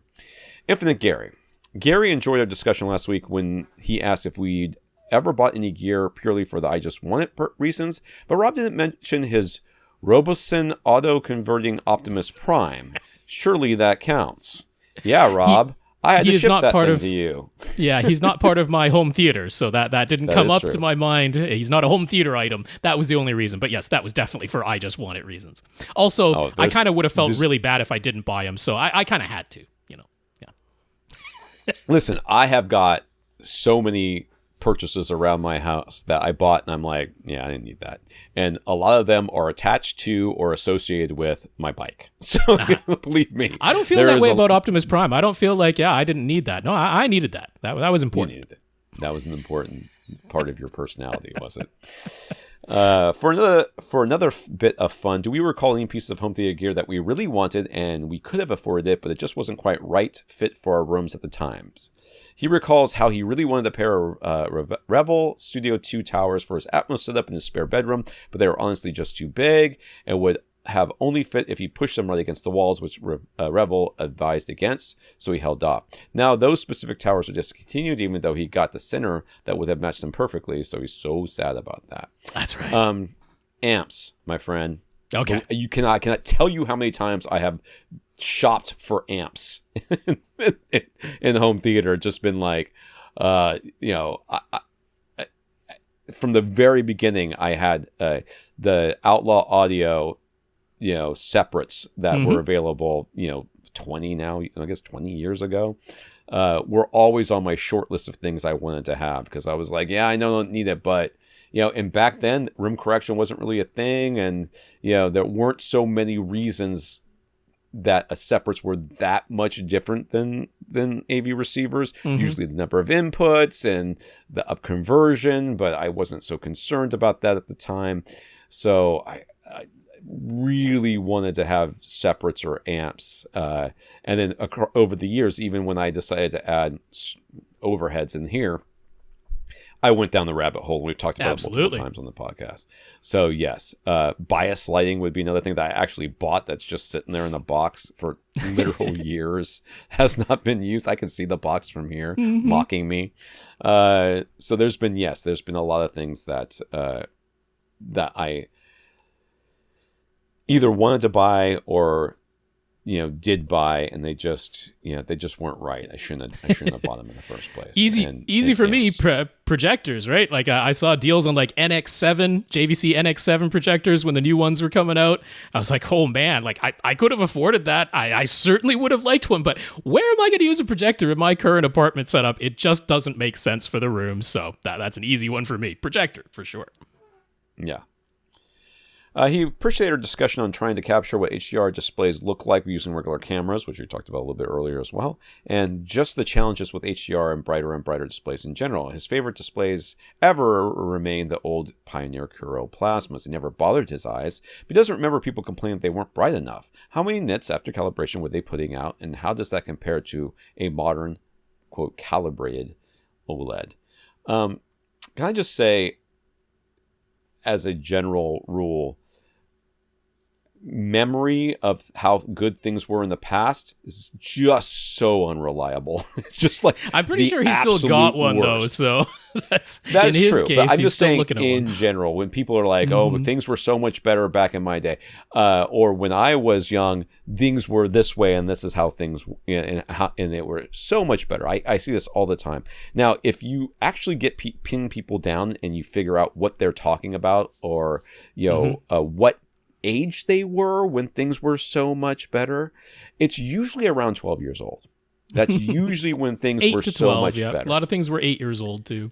And at that time, when they were that age, they had zero responsibility and very little understanding of the consequences of things that were going on around them. Yes, they were able to stay out until the sun came down or whatever, or when the lights came on in the street corner. And yes, there weren't so many pronouns and everything else, blah, blah, blah. But what they're forgetting is how ignorant they were of the consequences of everything else, of what they were doing, and how dangerous some of the stuff was.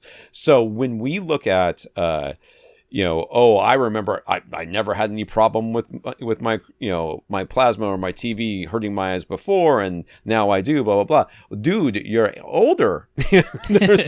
Your eyes, as a guy who just started wearing glasses, apparently your eyes do age. I was not aware. Yeah. But so, looking back and thinking, I never had this problem before, and now I have this problem. It must be external to me. Was it though? Is it external to you? Or maybe it is you. To answer the question as wrote, the Pioneer Kuros, they used to get just shy of 100 nits peak, and they used to be below 50 nits full field. So they were dim. They were almost projector dim if we were talking about full field white brightness. So compared to calibrated OLED today, calibrated OLEDs get to 120 nits full field, sustained full field. So they are over twice as bright full field as the old Pioneer Kuros used to be. And then for individual peaks, if we're talking HDR, they can get to... We haven't got to the micro lens array ones out just yet that have been announced. So we're talking about today's. They're usually in about the 700 to 800 nit range versus just shy of 100 for peaks that the old Kuros used to be. So, they're probably eight times brighter as far as just peaks go. So there you go. All right. Lastly, one issue he has with current HDR displays, besides just finding their high brightness fatiguing, is that as soon as the images get bright, their colors look less saturated and realistic to him. To be fair, he used to feel this way about with CRT displays too. So can we explain what's going on with that? Knock yourself out. If I don't go to the bathroom, something bad's going to happen. That's right, yeah. So our just general perception of colors when they get brighter, like it can be literally the exact same color on the, chart diagram, the chromaticity diagram, and all that type of stuff. But as it gets brighter, our brains just naturally interpret it as less saturated. So this is a whole thing that Dolby has charted and put into their whole ITC-TP system of color charting that says, okay, as we increase the brightness, particularly in HDR, we actually need to saturate the colors more to keep our perception of that color as though it is the same shade and not lightning to us. So some of this is just human perception. Some of this is just our human visual system where we naturally perceive colors as less saturated the brighter that they get. So yeah, we have to end up sort of compensating for that as part of like the Dolby Vision system does that, compensates for that color. So that explains what was going on with the CRT, because back then it was just more or less keeping the same color, but to your eyes was just appearing less saturated as it got brighter. With LG's OLEDs, there is actually a true desaturation of the color happening because they use that white subpixel to boost the overall light output, but the colors haven't actually gotten any brighter. There's more nits hitting your eyes, but not as many of them are color nits. So this is where Samsung's quantum dot OLEDs, QD OLEDs, claim to have this big advantage because they have no fourth white subpixel just to boost the number of nits. All of the light is coming from color subpixels in the quantum dot OLEDs. So they're saying those colors stay completely saturated saturated. But even if they did, if they stayed at the exact same color point, same color coordinates and got brighter, you would still perceive them as getting less saturated because of the human visual system. So you have to combine all the things. You have to combine the genuine ability to produce brighter and brighter colors, which quantum dots have a big hand in, and then you also have to use something like Dolby's color charting system so that as those nits keep increasing, the actual saturation of the color gets deeper so that visually we think we're seeing the same color the entire time. All right, Josh. So Josh appreciates some of our discussions about having projectors that are HDR compatible, but not really HDR capable, and setting them to actually just output SDR all the time with HDR to SDR conversion coming from the source, such as the Panasonic Ultra HD Blu-ray players.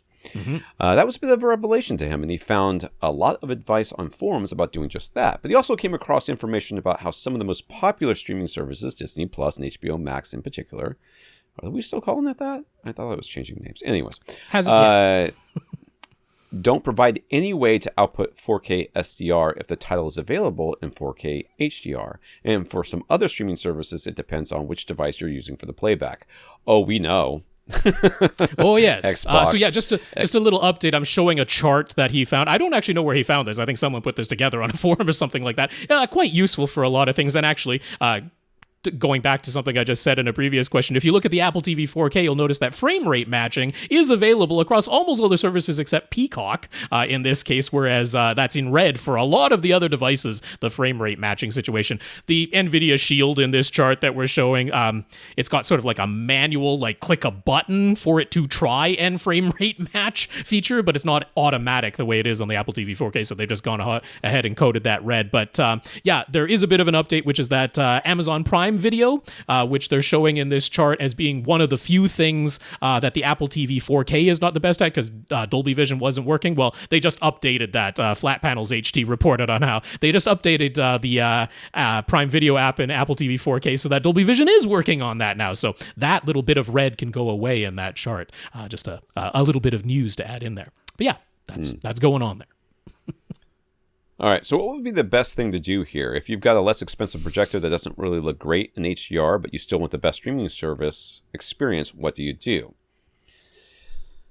I mean, I still think you buy an Apple TV 4K, unfortunately. Well, that still doesn't solve this issue, though, for the services where one of the reasons you want to watch in 4K is so you can get the Atmos audio, because that's usually tied to the 4K stream too, right? We could say, okay, just set your device to only output 1080p. I'm not really that worried in the resolution difference between 1080p and 4K. And then if you say, okay, just put out in 1080p, that'll convert everything to SDR, and that's just what you'll get. But you'll usually lose the Dolby Atmos audio when you do that too. So he's saying, okay, I want to output 4K so I can keep the Dolby Atmos, but just not have the device output HDR, because when my projector goes into HDR mode, it really doesn't look its best. It actually looks better if it just stays in SDR mode. If that's the situation you find yourself in, about the only thing you can do is use an HD Fury. And HD Fury can let the device output HDR, but then it can do the HDR to SDR conversion. So when you're totaling up the price, you know, because you have to get one of the HD Fury devices that can do HDR to SDR conversion. That's not necessarily the easiest thing in the world, or the least expensive thing in the world. So, you might want to look at the total price of what's happened there, and can you just get a more expensive projector for the same total price that does a better job with HDR, to keep that in mind. But as wrote, that is the solution, is an HD Fury device that can do the HDR to SDR conversion for you. Okay, we've said many times how if you have an open room or an irregularly shaped room, there's no easy way to predict the best placement for dual or multiple subwoofers. On the forums, the de facto answer these days seems to be just use multi-sub optimizer and room EQ wizard. And then no one ever explains how complicated, difficult, and expensive it is going to be to buy a calibrated microphone and then spend hours and hours figuring out how to use Room EQ Wizard and multi-sub optimizer, and then having to buy a mini DSP and having to integrate that into your whole system. And no one ever talks about that for some reason. It's weird. It's so weird. So he asks, is it really that simple? I mean, you can tell by Tom's pre-answer. Do you still need to use trial and error first to try and find the best spots and then apply multi-sub optimizer after that? The answer to that question is, if you listen to Reddit and everybody online, you just put them in wherever you want and it'll just fix it all. And if that sounds like it's too easy for you, it is. The best it is better to, and the thing is the trial and error is not subwoofer crawl, which is what they'll tell you to do online. They'll say, do a subwoofer crawl, find the best 2 spots, which this is advice, once again, I will own up to giving on this podcast before. I have given this advice on the podcast because at the time, it was the best advice. It is no longer the best advice. You would need to, if you were going to do this, you would need to basically put subs in different locations, run Room EQ Wizard and the multi-sub optimizer, and see which combination of positions gave you the best results, which is as intensive and complicated as it sounds. There is no easy way. There is no easy way to place multiple subs in an irregularly shaped room. I did write an article about it. It's been so long since I've written this article, I do not remember what I said, but it's basically, there are like sort of rules of thumb if you can kind of do it, but it's still not, there's no real way to know for sure what's going to be the best answer. So it is going to be trial and error. It's going to take you a long time. It's not just plop them down in 2 spots, run this program, and you're done. You need more equipment than they're telling you about. It's going to cost more. It's going to take a lot more time. And it's just not nearly as easy as they want. They want you to believe it's going to be. The simplest that I can suggest is that you try and space out the subwoofers that you have. And honestly, multi-sub optimizer can't do a ton with just 2 subwoofers. It can do some, but to really utilize multi-subwoofer optimizer, you kind of need a minimum of 3 and most likely 4 subwoofers to really actually use it in what is the simplest way, which is to spread out the subwoofers as much as you can around the room. So get as great a distance between them as you are physically able, and then do multi-sub optimizer, which still isn't necessarily truly optimal, but very often it's just like, well, these are the only spaces I physically can put subs, and you just try to space them out as much as you possibly can. That gives multi-sub optimizer the best chance of doing what it does just calculation wise to give you the most uniform and then the most linear results after that. But when they're talking about using Room EQ Wizard, it's still trial and error. It's just that it's visual instead of just listening to sweeps with your ears and doing that. But it's still trial and error because what you're doing is positioning one sub somewhere, taking the measurement of that, and then placing your subs elsewhere, taking measurements of them by themselves, and attempting to find the locations that will best be forming a hump when the other one was forming a dip, and vice versa. So it's still trial and error, but it's just visual instead of audio only. So yeah, to answer the question, is there a way to get away from trial and error? Not really. Multi-sub optimizer by itself without Room EQ Wizard, like I say, get 3 or 4 subs, physically put them as far apart as you can as possible. That still isn't necessarily truly optimal if you have a greater availability of places where subs could go. Then you're back to trial and error. It's just a choice of, is it visual or audio only? So last, what does the F3 point of a subwoofer mean? He's seen that term being used all over the place, but couldn't find a clear explanation of what it actually means. I don't think I've ever used that term. Yeah, well, it's also misused, not surprisingly, on the forums. So, I mean, a lot of people are just using it in place of the -3 dB point, which so it's related to a -3. The 3 refers to -3 decibels, but F3 is specifically talking about cabinet tuning. Or natural driver roll-off. So it's not really the same thing as the -3 dB point of a subwoofer in total, because the -3 dB point of a subwoofer is when you measure it. What does it actually do? And that isn't necessarily the same as the tuning frequency of the port, or the natural resonance of the sealed cabinet, or where the driver in open free space outside of a cabinet naturally is 3 decibels quieter. So F3 is the component negative 3 decibel point, right? Minus any DSP tuning, minus any EQ applied. You just take this cabinet and resonate it. You just take this port and resonate it. You just take this driver and play it in free air outside of a cabinet. Where are those things 3 decibels quieter than their nominal value? That's what F3 refers to. But it's misused all the time to just take the place of the minus 3 dB point of the completed subwoofer, which it's not quite that. So hopefully that explains it. All right. Brian, do we have time for this? I hope so, because I mean, we're still going to have oodles of questions left over after Brian. So that's all right.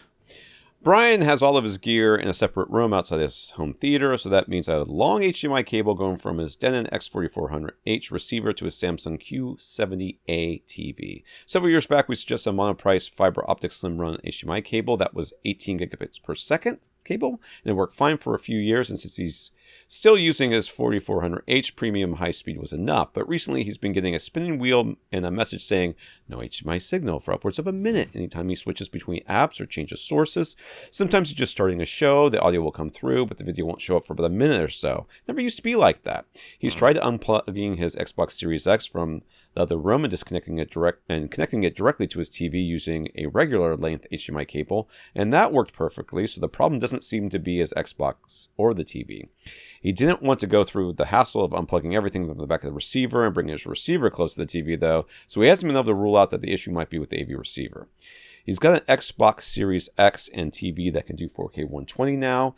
Eventually, he'll get a new receiver that can do HDMI 2.1 as well. If the current problem with HDMI signal detection is just due to the cable, he'd be fine with getting a new, long, ultra high-speed HDMI cable. But how can his fiber optic HDMI cable have, quote, gone bad, unquote? Is it more likely that his AV receiver is a problem? Monoprice is out of stock, and there are fiber optic ultra high-speed HDMI cables right now. Tell me about it. So any alternative we think he should try? He needs about 100-foot length. What has almost certainly happened, with maybe not without you even knowing, is as your apps and your gear has slowly upgraded over time, you have been pushing more and more gigabits through this HDMI cable. I don't know. I don't think that. I don't think you don't that's think so? the issue. No.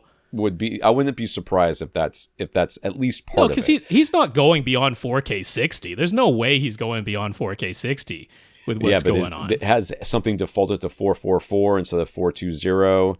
As far as that, I mean, even if it did, the answer is always going to be you need a new cable. No matter what it is, the answer is you need a new cable. Yeah, I mean, it is just a friction fit. So the problem with any HDMI cable, and not necessarily the cable, but the port that it's plugged into, is that, yes, over time, connections can become just a little bit loose. Now, in a fiber optic cable, this is kind of making me think it might be the AV receiver.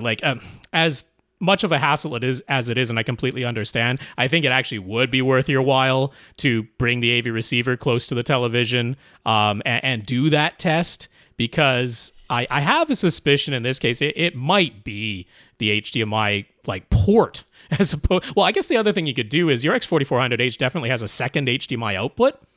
So just try that real quick. That's just moving the plug over one slot without doing anything else. So try the second HDMI output port real quick, because if that solves the issue, then you know that it's just the port over time due to the friction fit has probably come a little bit loose on your AV receiver, and that might be all it is. But if you determine that it is the fiber optic cable, I'm not totally sure how that would have happened, although, there is a little converter chip in there that's converting the electrical signal to a light pulse signal. And if something just became a little bit misaligned in there, again, just due to friction fit or just warming and cooling cycles, the expansion and contraction cycles from heat over time, could just be something as simple as that. So to answer the question, where can I point you these days for a fiber optic cable 100 feet long that is in stock? AbLink is the one I'm pointing to, people over at Amazon.com. So AbLink has ultra high speed fiber optic certified cables that are in-wall rated, which is actually better than the ones Monoprice sells. Monoprices are not in-wall rated. And I'm betting with 100 feet, yours is going through walls. So I would like to have the in-wall rating, and AbLinks are, and it's $123 for the 100-foot length, so not too crazy. Okay.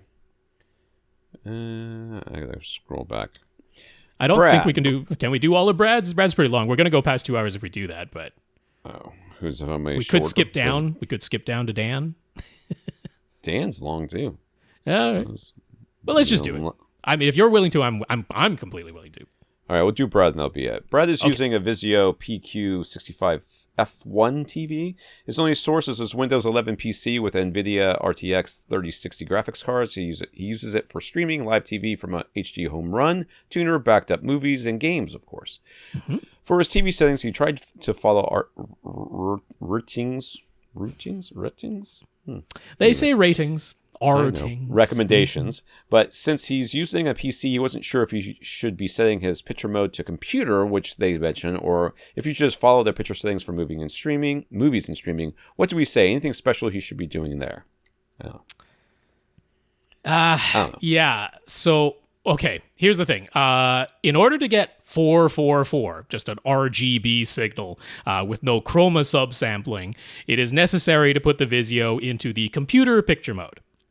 So if you are just using your TV as a monitor and you're web browsing and you just want text to look as clear as it can, particularly any sort of colored text, then I would probably go ahead and put the TV into computer mode so that you're getting the full 444 RGB signal and text isn't going to look blurry because that's the real reason that you want to use it that way. That said, for everything else, when you put that TV into computer mode, it locks you into they just call it computer white balance, which is far too blue for video content. Looks fine, looks like a computer monitor, and most of us are used to just that look on our computer monitors if we don't calibrate them, so that's why they locked it in that way, but they don't give you the choice of changing the color temperature when you're in that computer picture mode, so I really would not recommend using that for just watching movies, because we're not worried about chroma subsampling when we're watching movies. All of the sources were chroma subsampled anyway, so it's not like you need to send a 444 signal from your PC just to watch movies and other video sources. So basically I would have two picture modes in your case. I would use the cinema dark mode and set it up like Artings recommends for your movies and video watching and stuff. And then if you want to just use your Vizio TV as a computer monitor for web browsing, switch it over to the computer picture mode so that text doesn't look blurry. So I would switch between the two. All right. His room is 12 by 17 feet with a high slope ceiling that works out to be about 12 feet high on average. Mm-hmm. The room does have a door, so it can be closed off from the rest of the house. It's around 2,500 cubic feet of air with the door closed. He does listen at full reference volume sometimes, probably with the door open. Not all that often, but sometimes. At the moment, he's using a single 15-inch Klipsch reference R115 sub. Klipsch rates it down to 18 hertz. He'd like to switch to cylinder form factor subs, and he'd like to have a pair. Is there any need to get the SVS PC4000 Pro with a pair of PC2000 Pro subs fully pressurized this room? 2000s are fine. Yes, for 2,500 cubic feet, 2,000 Pros would absolutely crush this room. So yes, there is no need in your current room size to go for the 4,000 Pros. Yes. For budget reasons, he'll get one cylinder SVS from SVS, of course, to start, and add the second one later. Will be okay to use the first cylinder he gets with his current Klipsch sub so that he can try dual subs right away. I mean, I'm not going to be able to stop you, so yes. Well, and honestly, I don't really think it's going to be that much of a problem because I think that Klipsch sub is pretty okay. That Klipsch 15-inch sub is very okay. Yeah, and in this room size, it's not stressing itself whatsoever either. So this is not a case where the two subs are so far apart in performance that I wouldn't recommend using them together. In this volume of air that you've got, this is no problem for either of those subs, and I'd be totally fine if you just want to give it a try. This is more about a form factor change than an extension and output change. So this is an instance totally fine to use two different subwoofers together. Okay. He's got Klipsch's wireless adapter and he really likes it, but it uses a proprietary connection to plug the wireless receiver unit into his Klipsch sub, and he wouldn't be able to plug another Klipsch receiving unit into an SVS sub. So he's thinking he would get the SVS SoundPath tri-band wireless adapter. How should he hook everything up? He's using an Onkyo RZ810 receiver as two subwoofer outputs, but should he get a Y splitter and only use one of those sub outs? The last part is yes. I don't know specifically with the receiver that he has, he doesn't need to. The is it got a Y RZ810 splitter on the inside? Yeah, it's the same signal coming out of both of those subwoofer plugs, so it's already Y-split the signal for you. Those are not independent subwoofer pre-outs on the back of the RZ810, so it's perfectly fine to use both of them. That said, in this instance, like since he's planning to go to 2 SVS subs eventually anyway, I would believe his plan would be, okay, you get the SoundPath tri-band wireless adapter. That comes with 1 transmitter and 1 receiver. They do sell additional receiving units by themselves. So I think that's the plan. I would just go ahead and get all 3 of those right away. Right? Because your Klipsch subwoofer definitely has regular RCA inputs on the back. There's no reason you can't use your current Klipsch sub with the SVS wireless adapter, because that just has a regular RCA plug that feeds the subwoofers. So I would just go ahead and get the tri-band wireless adapter, the transmitter receiver unit that comes as a pair, and then 1 additional receiver. And that way, all you have to do is plug 1 subwoofer output into the SVS transmitter. It sends to both SVS receiving units, and you plug those into your 2 subs, whether it's the 1 SVS cylinder and the Klipsch right now, or the 2 SVS cylinders in the future. So I think we're just going to say goodbye to the Klipsch wireless adapter, because you won't need it anymore in this scenario, and that just simplifies it all. No mixing and matching of anything. Yeah. How much time do we have left? We are at 2 hours now, but we'll do Dan and then we'll be done. Okay. So Denon has their newest receiver models with 4 subwoofer outputs and a whole bunch of HDMI 2.1 ports. At the same time, Marantz has their new Cinema Series models, same features. There's no doubt he prefers the aesthetics of the Marantz. The Denons basically look the same as they have for years, and Marantz model's got a new look for the chassis, and he really likes it. He's mainly considering either the Denon X4800H or the Marantz Cinema 40. Looking at the specs, they appear to be identical in features. The Marantz doesn't even have 7.1 analog inputs anymore, so there's not even a difference there. The Marantz is $1,000 more, and the only difference, beside the external looks, that he's been able to find anybody claiming is that the Denon and the Marantz are voiced differently, because the Marantz has their newest HDMI preamp circuits and Denon does not. Could we be so one kind? flat line versus another flat line. Yeah, there you go. Could we be so kind as to point out any reasons he might be able to justify going with the Marantz or the Denon here? He does care about the looks, but probably not $1,000 worth. Sorry, my man, you're going to be buying a Denon. So I mean, Marantz does have that HDAM circuitry in there. It is a slightly different preamplifier circuit. By all the measurements that have ever been done, it doesn't change the linearity. So when they talk about voicing differences, no, they both measure as a perfectly flat line. The only difference is that with the HDAM circuitry, the distortion is ever so slightly higher. Now, I say that and somebody's going to freak out. It's not audible.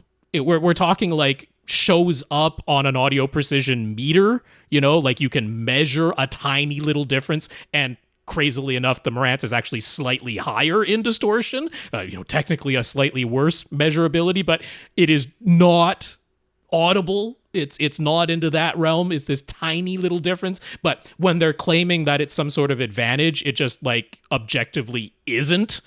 It's like objectively, it's actually a tiny bit worse. Nothing to worry about, but a tiny bit worse. So when these came out and we talked about them, I mentioned how I think it's actually a good business move that they priced the Marantzes significantly more expensive than the Denons, because they were getting so close together that just in a brand sense, in a marketing sense, there was becoming no difference between Denon and Marantz. Now, for the wise among us who don't care about marketing and branding only, there is no reason to get the Marantz in this instance. There is no reason to spend $1,000 more unless the external looks are worth that to you. That is the only difference that's going on here of any substantive difference whatsoever. The performance differences, while yes, there might actually be a tiny measurable difference, strangely enough, in favor of the Denon, not the Marantz, there's just no justification for it. So don't stare at your Denon receiver too much. Watch the screen instead. Yeah, that's my advice. That's your key. Could we have a discussion about Marantz's new AV10 and AMP10 separates? He watched the Sound United's training videos about them, and if you were to believe what they're saying, you'd think you were getting the purest signal transfer possible. But Banana knows we always say to just get an AV receiver, go ahead and add an external amps if needed. But a good AV receiver with pre-outs can be every bit as good as a dedicated pre-pro. That's our stance, right? Marantz doesn't have an AV receiver model that can do 9.4.6 like the AV10 Pre-Pro can. But if you don't need 15 speakers, is there any justification for spending so much more? They talk about component quality and upgraded and dedicated power supplies and how that all makes such a difference to the sound quality, but in reality, is all that overkill? Is there any point, or is there a point of diminishing returns? If money were no object and we were judged purely on performance, how much better would the separates actually be? Zero is what I would say. In most rooms, it's because you've already said if you don't need 15 speakers. So the thing that they can do that nothing else can do in their line, you've already said is not important to you, or you're discounting that. So the selling point for me is if you need 15 speakers and you want Marantz, this is how you get it. That's it. Yeah. Otherwise, I would spend $500 less. $6,500 instead of $7,000 to get the Denon A1H, which can do 15.4, but has 15 amplifier channels built into it for $500 less than the Marantz AV1. And then I very well in that case, in fact, I almost certainly would, I would have some external amplifiers because I don't trust any power supply to deliver 15 channels of amplification. I'm not sure I would use all 15 built-in amplifiers of the A1H. I would probably have at least a 5 or 7 channel amplifier to take some of the burden off of that AV receiver, but I would still use the Denon A1H at $500 less than the Marantz AV1 as a preamplifier for at least some of the channels, and then I would use some of its internal amplifiers because I think they're more than adequate for, say, the 6 overhead speakers or my surround backs or something like that. So I mean that's how I would come at that. I don't see any scenario where I would get the AV1. Now, objectively speaking, it does have the beefiest power supply. They put the toroidal power supply in there. It is a different power supply than what's in their AV receivers. There could be some argument made that the noise floor out of that power supply alone, could again on an audio precision measure ever so slightly lower. That said, that EI transformer that they've used in the flagship Denon receivers is like a masterpiece of engineering. That thing is a really, really good power supply. Yes, it's EI instead of toroidal. There are ways to make a really good EI transformer, and Denon did just that. I don't really have any reason that I would go for the AV1. Now, the AMP10 is a bit of a different beast. I don't know if Denon and Marantz have done gigantic Class D amplifiers before, but that's what the AMP10 is. It's 16 channels of Class D amplification, and that is not the case. I expected actually that A1H with its 15 built-in amps to be Class D, because I don't know how you're powering 15 amps that are Class AB properly. That's why I would offload some of that load. But the AMP10 from Marantz, that's 16 channels of Class D, and I don't know how good its performance is. I haven't seen, really good measurements that I trust of that thing yet, because I don't think it's even out yet, to be honest. That one, I'm not sure what's going on exactly with that AMP10. It's an impressively packed back panel, I'll say that much, but that one's a different beast entirely. So, regardless, I don't think I'm getting that AV1 in any situation. I'd pay, at a minimum, $500 less. Right. Yeah, to me, it's just so hard to justify separates in anything other than a massive theater that nobody really has. It's like if you're asking, I can get to adding an external amp for some channels. I have an external amp. Mathematically, you can absolutely get there. I sure do. Yeah. But all right. So who we have left? Oh, was that the end of that one? Isn't it? I thought so. Oh God, I hope so, because I scrolled up. I don't see anything No, it else. was. I was thinking there was more too. Just to mention, just because it refers back to last week, I went through the whole "but I heard it" phenomenon, which I think definitely applies, because you are not by any fault of yours. This is exactly what all the marketing and all the online speak is designed to do.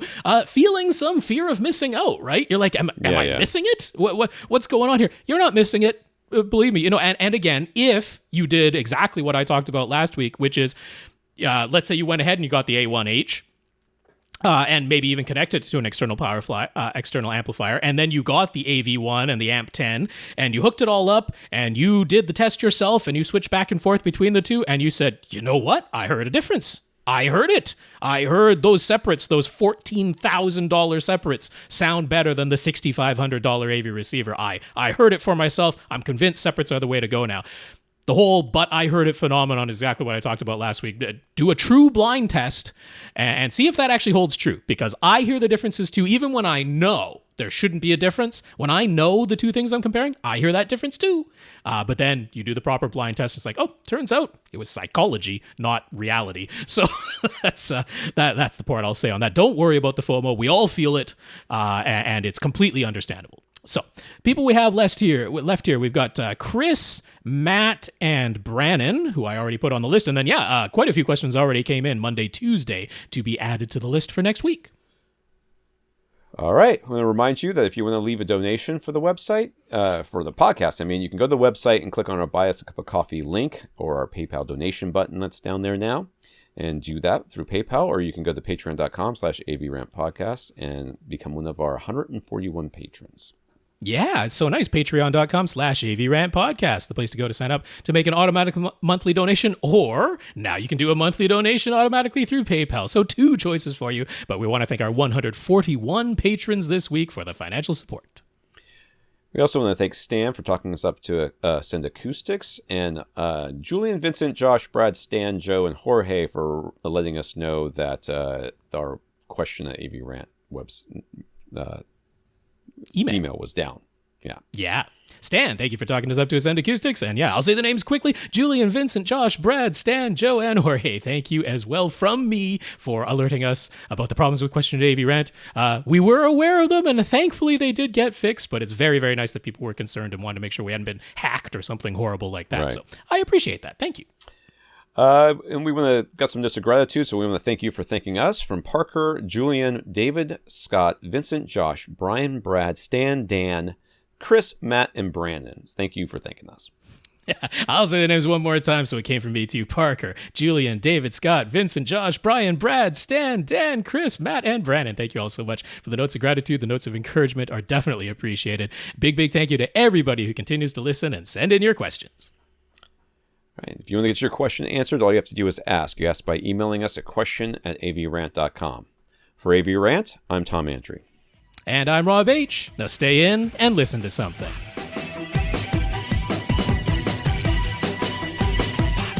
Want your question answered? Send it to question@avrant.com.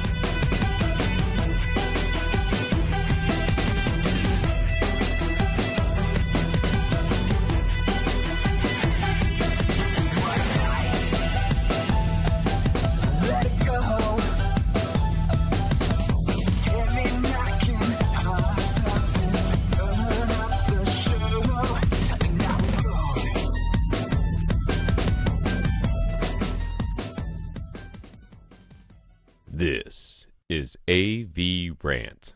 Now go out and listen to something.